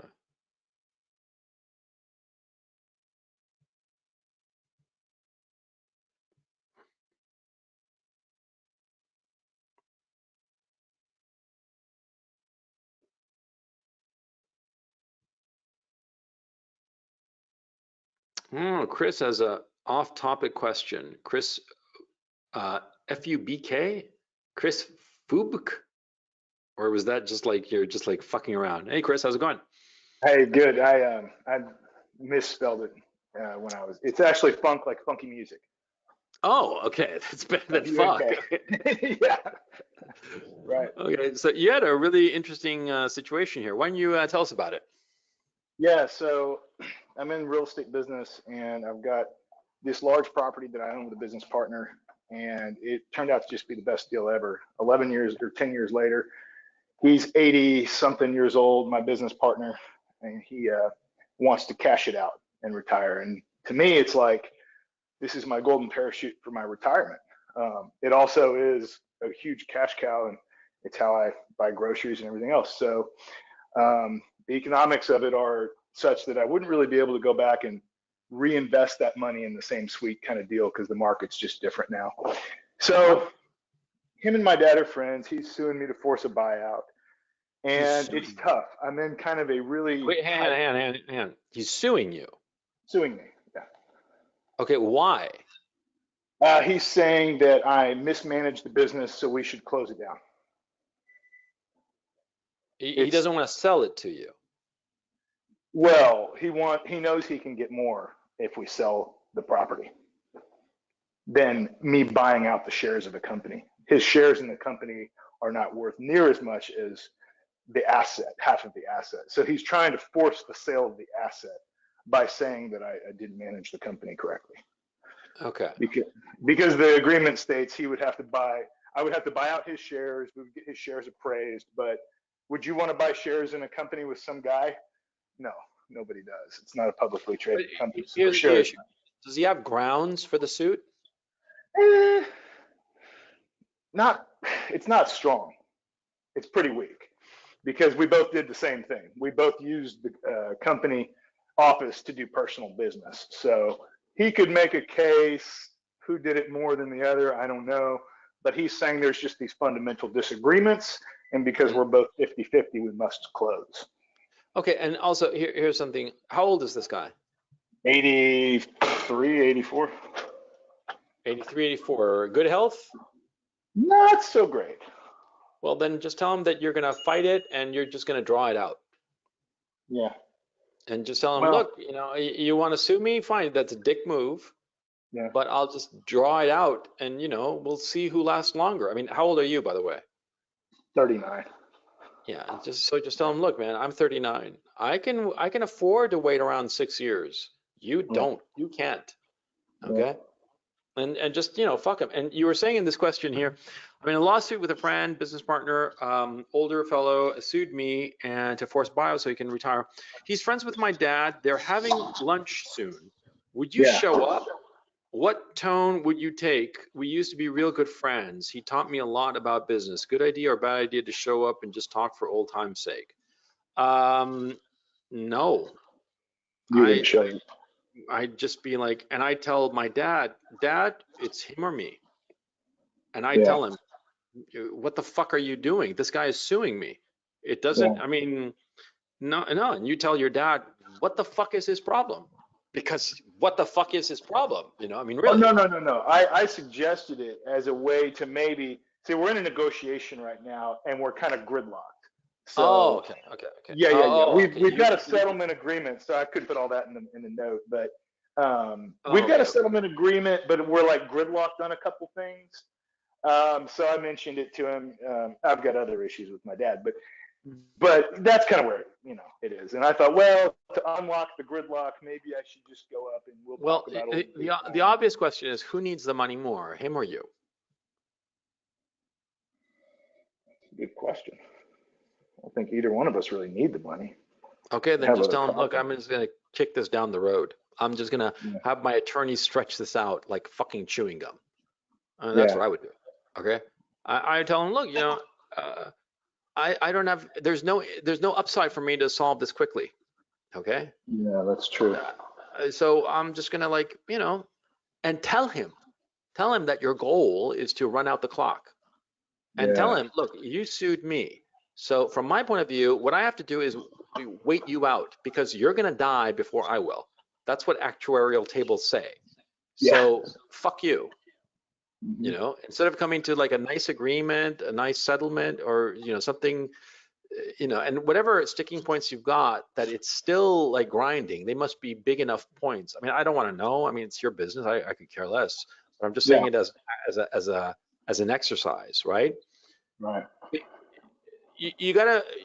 You always have to look in any lawsuit, who needs a deal more, okay? Who needs a solution more? Always Mhm. figure that out. And if it's you, then you have to be thinking to yourself, how can I stretch this out? How do I make it so it's not that important to me? You always want to minimize your the result of the lawsuit's importance to you, okay? Mhm. And especially in your situation, time is on your side. And this guy Mhm. wants to get out. Yeah, tell him, look, and you know what you could do? Just countersue. Just countersue. Mhm. Just throw it at him. It'll cost you what, $3,000 or $5,000 to set up a lawsuit, and just sue him for whatever the fuck. Sue him for the same thing that he's suing you, just to fuck with him, okay? Yeah. And and just pile on shit. Just like keep the legal fire burning, okay? And he's an old guy. He's gonna wig out.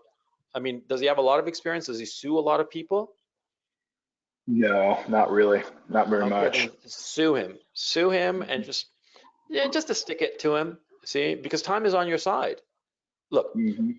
there are lots of situations where, first of all, I find it kind of remarkable that when you signed partnership papers, you didn't sign an exit clause, a way for a buyout clause of one sort or the other. There are We lots did. of different. You did. He Okay, doesn't so want to abide by that because it's more advantageous to sell oh, the then asset. sue him. Just sue him. Yeah. Yeah. Just sue him. You know. Yeah. I Mhm. mean, he agreed to an exit, a buyout strategy, and now it's not to his advantage. Well, fuck you. I mean, that's the way the cookie crumbles. Sue him, Mhm. just stretch it out. And what'll happen is that um, if he dies, which I mean, I don't want to sound like a jerk, but actuarial tables tell us that people who are 83 years old are living on borrowed time, right? Oh yeah. I just sue him, and if he dies, I tell his estate, whoever executes the estate, he says, I'll just keep on suing this shit, and the executor will have every incentive to just settle quick, because Yeah. you know, uh, in any kind of inheritance, right? They want to settle quick so they can pay off taxes and get the whole thing settled. So they'll settle with you, and just of course, don't tell it to the old man, but Yeah. tell him that you are going to stretch it out. Tell him that you are going to run out the clock. Tell him that that he is on minute 13 of the fourth quarter, and you are halfway in the second quarter. You got plenty of time, and he doesn't have any time. So fuck Mhm. him. That's what I would say. Yeah. Great idea. I mean, Yeah. like, look, if the guy is suing you, okay, Jesus fucking Christ. And especially if he's like a family friend, I mean, he knows your old man and shit, Yeah. okay?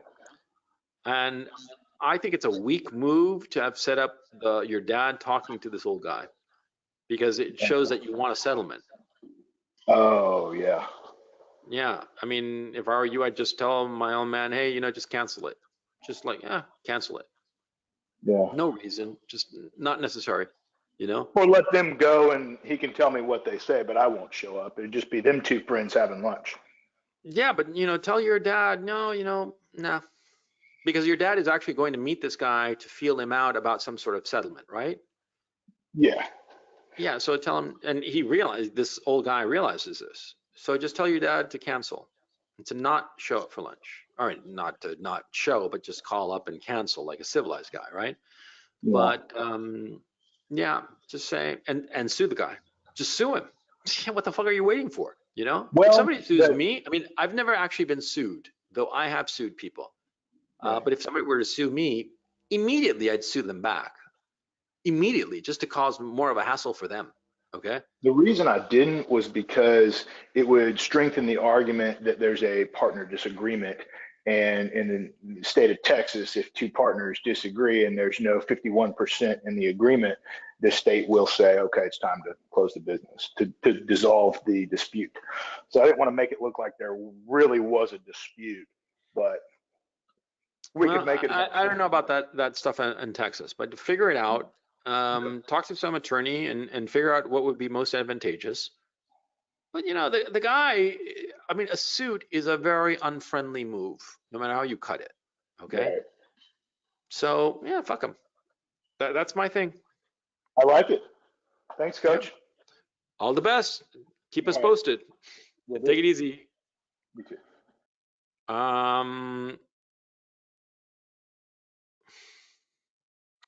Let me get to Charles.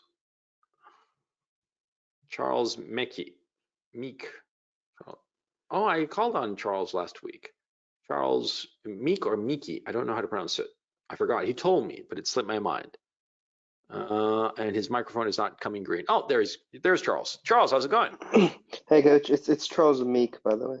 Sorry, man. I'm just an idiot for names. Anyway, No, man, you you're had a fine. really good question, man.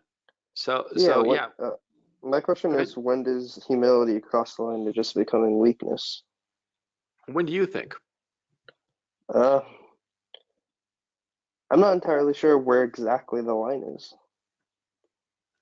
Well, it would be like when you act in a humble way when you're like, how can I put it?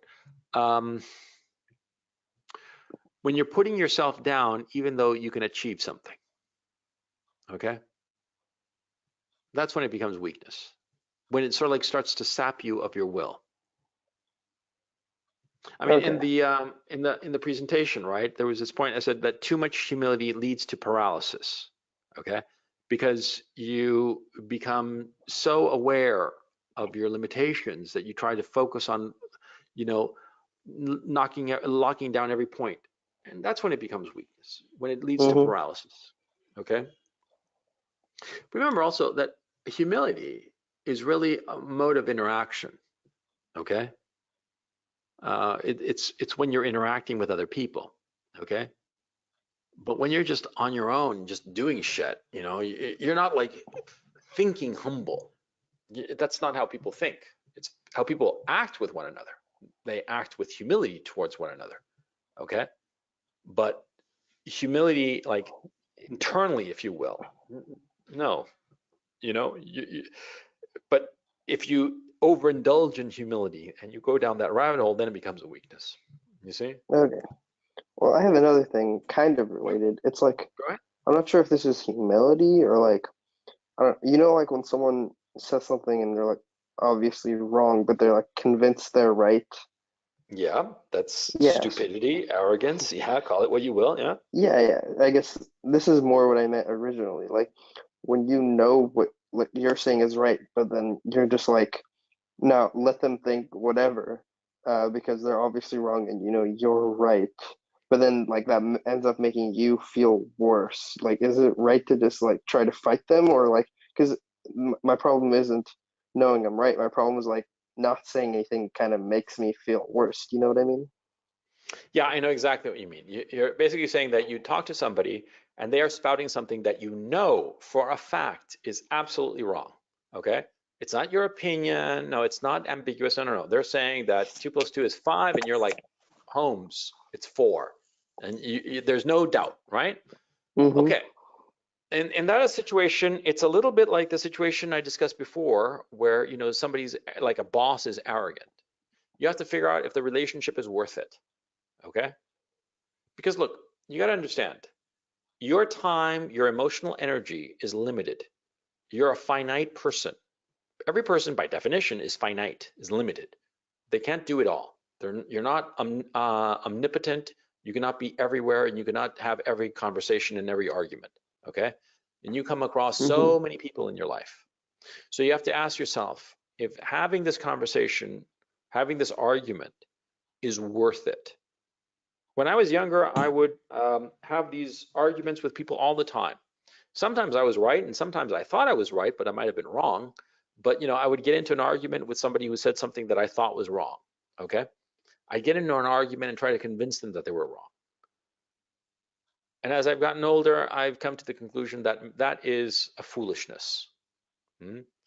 Because sometimes these people that I had an argument with, they didn't mean anything to me. It was a pointless conversation. They were just practically strangers who gave a shit what they thought. Okay, there were people I would never see again that did not matter, and I would have a crappy time arguing with them.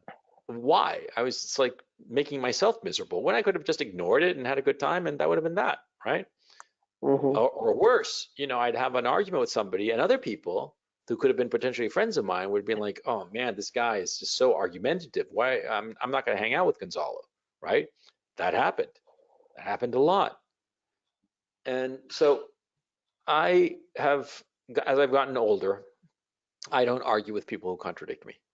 Okay, I don't bother with it because my emotional energy is limited. And if some moron fool starts saying something that is, I know for a fact is obviously not true, there's no point to it, you know? There's no upside to me, okay? It's a conservation of energy. Yeah, In but how certain do you? situations, excuse me, go ahead. Yeah, it's like, but then they're like, I was right and you were wrong. Like they feel like they dominated you. How do you deal with that like feeling? Oh no, then you say, no, you're wrong. What Just say it. Just if flatten them. they act like that? You mean? Yeah, if some asshole says, "Oh no, I know that I'm right and you're wrong," you're just like, "No, you're just too stupid to realize that you're wrong." Just say it. Just say it. You're too stupid or too ignorant or both to realize that you're wrong. Okay. Don't have a problem offending somebody. Okay? Hmm. Our society today is so worried about offending. Oh, don't offend anybody. Oh, be nice. Fuck that. If somebody's saying something really stupid, you just say, look, I'm not going to argue with you because what you're saying is just so fucking retarded that it is pointless to argue with you. Okay. Just say it, and don't have a problem with it, okay? Because the thing is, see, he'll an asshole like that who says, "Oh, you don't, yeah, you don't dare argue with me." Well, that asshole probably knows that he's wrong, and if you just say that he's wrong, you'll own him, okay? If the guy is a big enough asshole to pull that kind of a stunt, okay? Now, you got to know who to argue with. You got to know what are you going to get out of arguing with somebody? What will you get if you win the argument? Sun Tzu, the great Chinese philosopher, wrote in The Art of War that you should never go to war unless you know what you're going to win. I mean, he didn't say it that baldly, but basically that's what he said. And it's very true. If you're going to have an argument with somebody, know what you're going to get out of it before you get into the argument. Okay? What are you going to achieve? What will you win? Okay? See, will you win the good opinion of the people, the spectators watching this argument? Is that what's going to happen? Is their good opinion valuable to you for one reason or another? Because if it is, then get involved in the fight and have the fight or argument or whatever, and you'll get the kudos of the people watching. But if it's not, if the guy himself is a nobody, then what are you doing? You see? Like, fighters, boxers, or MMA or whatever, they don't get in the ring just because. When they get in the ring to fight, they're fighting for money. That's the point, right? They're getting something out of it. You don't see these guys, MMA fighters, boxers, whatnot. You don't see them fighting in the street some random dude, right? No, of course not, because there's no upside to it, and a lot of downside. Same thing.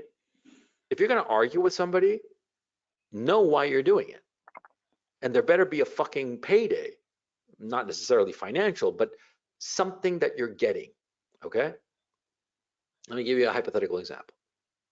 Suppose you're at some restaurant and you're talking to some people, and one guy there, you know, a group of friends, you might not know them very well or casual or whatever, and some guy says something stupid, you know, something that's obviously not true.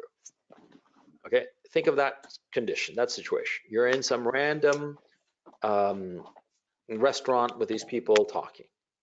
Now imagine a situation where you're at some meeting at work, and there are like 5 people, you and 4 other people at this meeting, and your boss is there, maybe your boss's boss, and then one of your peers says something, and you know it's wrong. It's totally wrong.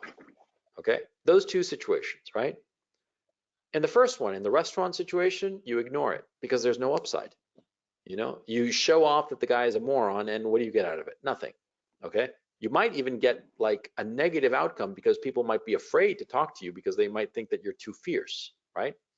But in the situation where you're in that meeting with your boss and your boss's boss and this peer who says something really dumb or some idea that is just wrong, and you totally flatten him, your boss and your boss's boss are going to think, hey, this kid's really on the ball. Yeah. You see, in one situation, there is nothing to be won. In the other situation, you win something. Always recognize which of the 2 situations you're at, okay? Always understand if you're going to get something out of it. This is a hard lesson that I wish I'd learned when I was young, because I argued with so many goddamn people pointlessly. They were morons most of the time. You know, I didn't get anything out of it, but I argued just for the sake of argument, just to show that I was right. And I so regret that, because I think I alienated a lot of people that I didn't need to alienate. You see what I'm saying? Hello? Hello? Hello? I think Charles is gone. Where'd Charles go? That's weird. Charles got muted. So I'm unmuting you now, Charles. You there? Yeah, sorry, I accidentally clicked a button and it muted me, so I had to Okay. like come back in. Yeah, thanks for the help. Yeah, that answered my question basically. Yeah. Sorry it's so long-winded, but no, it's fine. That's helpful. Yeah, well, good. But you fuckers, that's what you signed up for, you know, for my long-windedness, man. I mean, I figure if I'm not being long-winded, I'm not giving you your money's worth, god damn it. Okay, here you said muted, yeah.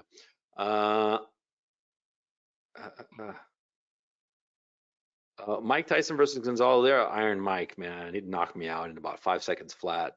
I mean, Jesus Christ, less. Hey, George, first time attendee. Great. Do you have a question? Hit us up. Tim L says, Coach, you might cringe reading this, but, aha, here it comes. I was thinking about pulling money from my 401k and reinvesting it into Tesla since it's getting added to the S&P 500. Apparently, because of COVID, they are waiving the 10% penalty tax. Am I crazy? I cannot give any kind of financial advice. Sorry, okay?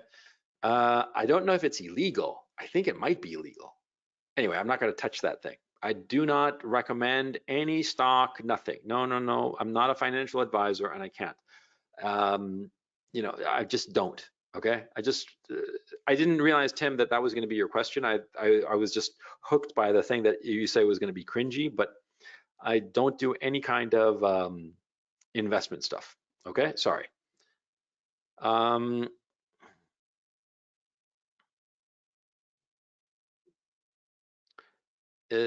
Jacob Malley also asked about 401ks. I don't know why 401ks are in the news. Is something going on? I suppose so. I suppose this issue of like they are waiving the 10% penalty tax. Okay, fair enough. I don't know. I don't do 401ks. I have a totally separate kind of retirement situation. So I don't do 401ks. I don't know anything about them, so, and I don't really like to talk about my personal finance. So I don't have any opinion one way or the other of 401ks. I don't think that it seems like such a great thing personally, but I don't know. I don't know. And yeah. Stephen Pace says, let's talk about it. Talk about what, Stephen? I don't know who Bob Sapp is. It's all good, coach. How to prepare for a job loss. Ooh, this is a good one. Christian.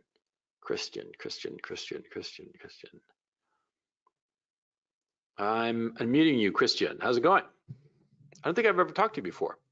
Christian, you there? Stop masturbating, Christian, and answer. Unmute yourself. Christian is masturbating. Or maybe Christian's on the toilet. Or Christian's on the toilet and masturbating. Okay, I'm kidding, of course. Christian, are you there? Oh man, it's no fair. Christian asks, how to prepare for a job loss? That's a very good question. Okay. How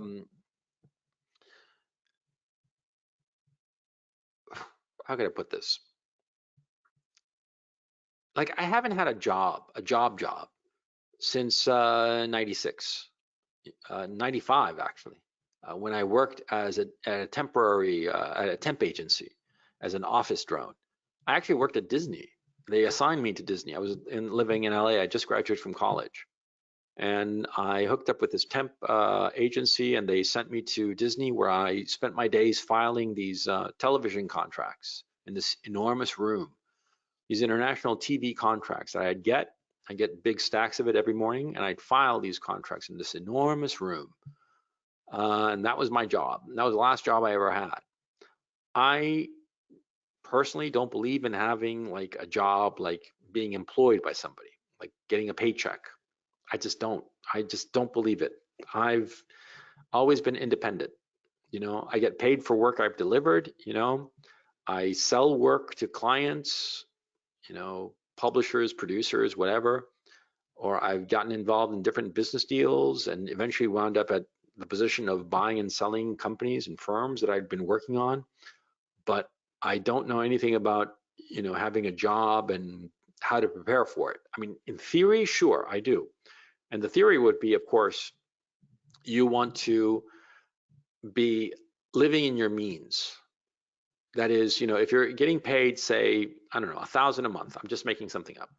You're getting $1,000 a month of whatever, spend 700 and bank 300. That's the smart move, build a nest egg. And see, my great grandfather, he died when I was a baby, my Lyra great grandfather, right? My old man's paternal grandfather. And he was a rich guy. And he was of the opinion that a truly rich man was somebody who could support himself for 5 years without any income. And that's actually kind of interesting. And yeah, so what you want to do is build up a nest egg such that if you were to lose your job, your life would not change for X period of time while you presumably look for another job. Okay, that would be the way to go. If you're an employee. If you're an independent guy, well, your job, your mission is to set yourself up for retirement, to get your fuck you money. Because fuck you money doesn't have to be that much money. It just has to be enough that you can support yourself and live your life and have a few little luxuries, and you're fine. You don't have to do anything else. That's fuck you money. It's not, having $50 million or some shit like that. One time I figured out that, how much was it? It was like a fairly modest amount of money. I forget offhand what it was, but you could have a very nice life with relatively little money. I think it was like $1.5 million properly invested in nothing particularly exciting, but just getting a 6%. That would be enough to be enough, and think about it. 6% of 1.5 million is 90,000 a year. 90,000 a year. That's what, roughly what, $8,000 a month, you can live very well on $8,000 a month. So it doesn't have to be extraordinary sums of money. Okay, you just have to figure out what is a good enough life. Okay.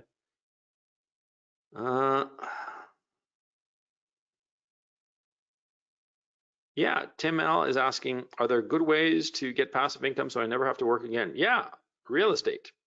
If you are a landlord, it's passive income. You don't have to do shit. You own the shit. Okay. Remember, that's the whole point of investing. And I did a video of this on the CRP channel, how to invest. What you do is the video was called How to Invest. And what you do is that your job, your mission is to acquire assets that produce an income stream. Okay. People talk about passive income. Yeah, Christian, what happened to your microphone? I take it it doesn't have, Christian here is thanking me for the answer. My pleasure, Christian. But what happened? You have to get your microphone, man. You guys have to get your microphones. But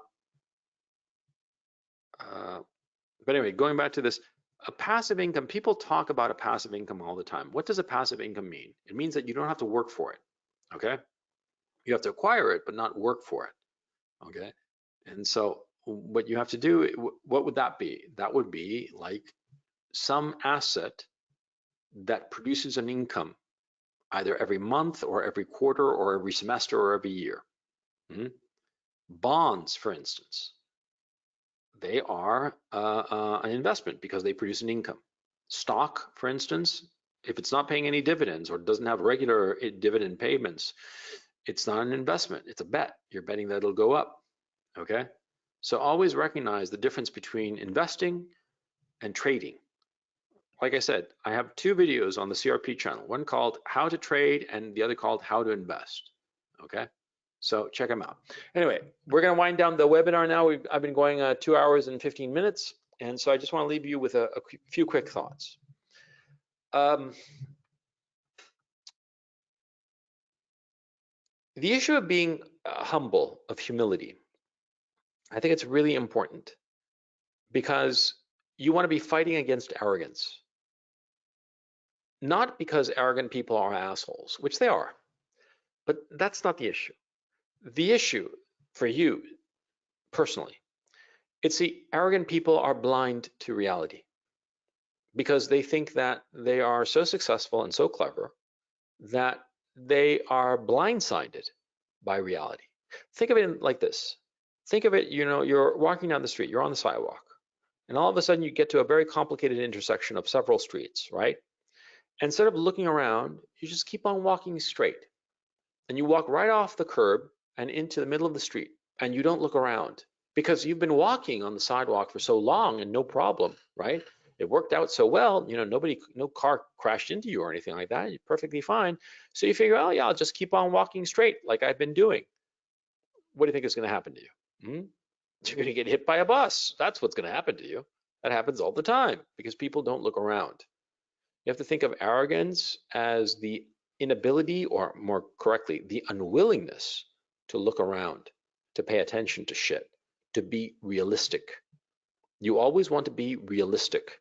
You want to be paying attention. You want to be looking around. There's no problem with crossing the street, to stepping off the curb and crossing the middle of the street. There's no problem at all if you're looking around and observing what's coming at you and avoiding it. There's no problem at all if you do that successfully. But if you don't, if you just step off a curb and just blindly go straight ahead, yeah.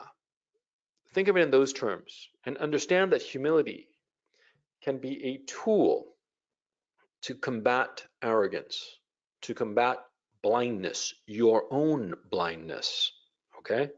That's why it's so important. That's why as a quality, it's worth developing. And I hope in this presentation that you've learned a little bit about it, or at least are starting to think about it. I hope that this outline of some of my ideas about it can help you figure it out better for yourself, define it better, more precisely, so that you can avoid the error of arrogance. Anyway, great talking to you guys. I hope you enjoyed the broadcast, and I will catch you next week. So take it easy. Oh, and I'll tell you how the trip goes. Bye.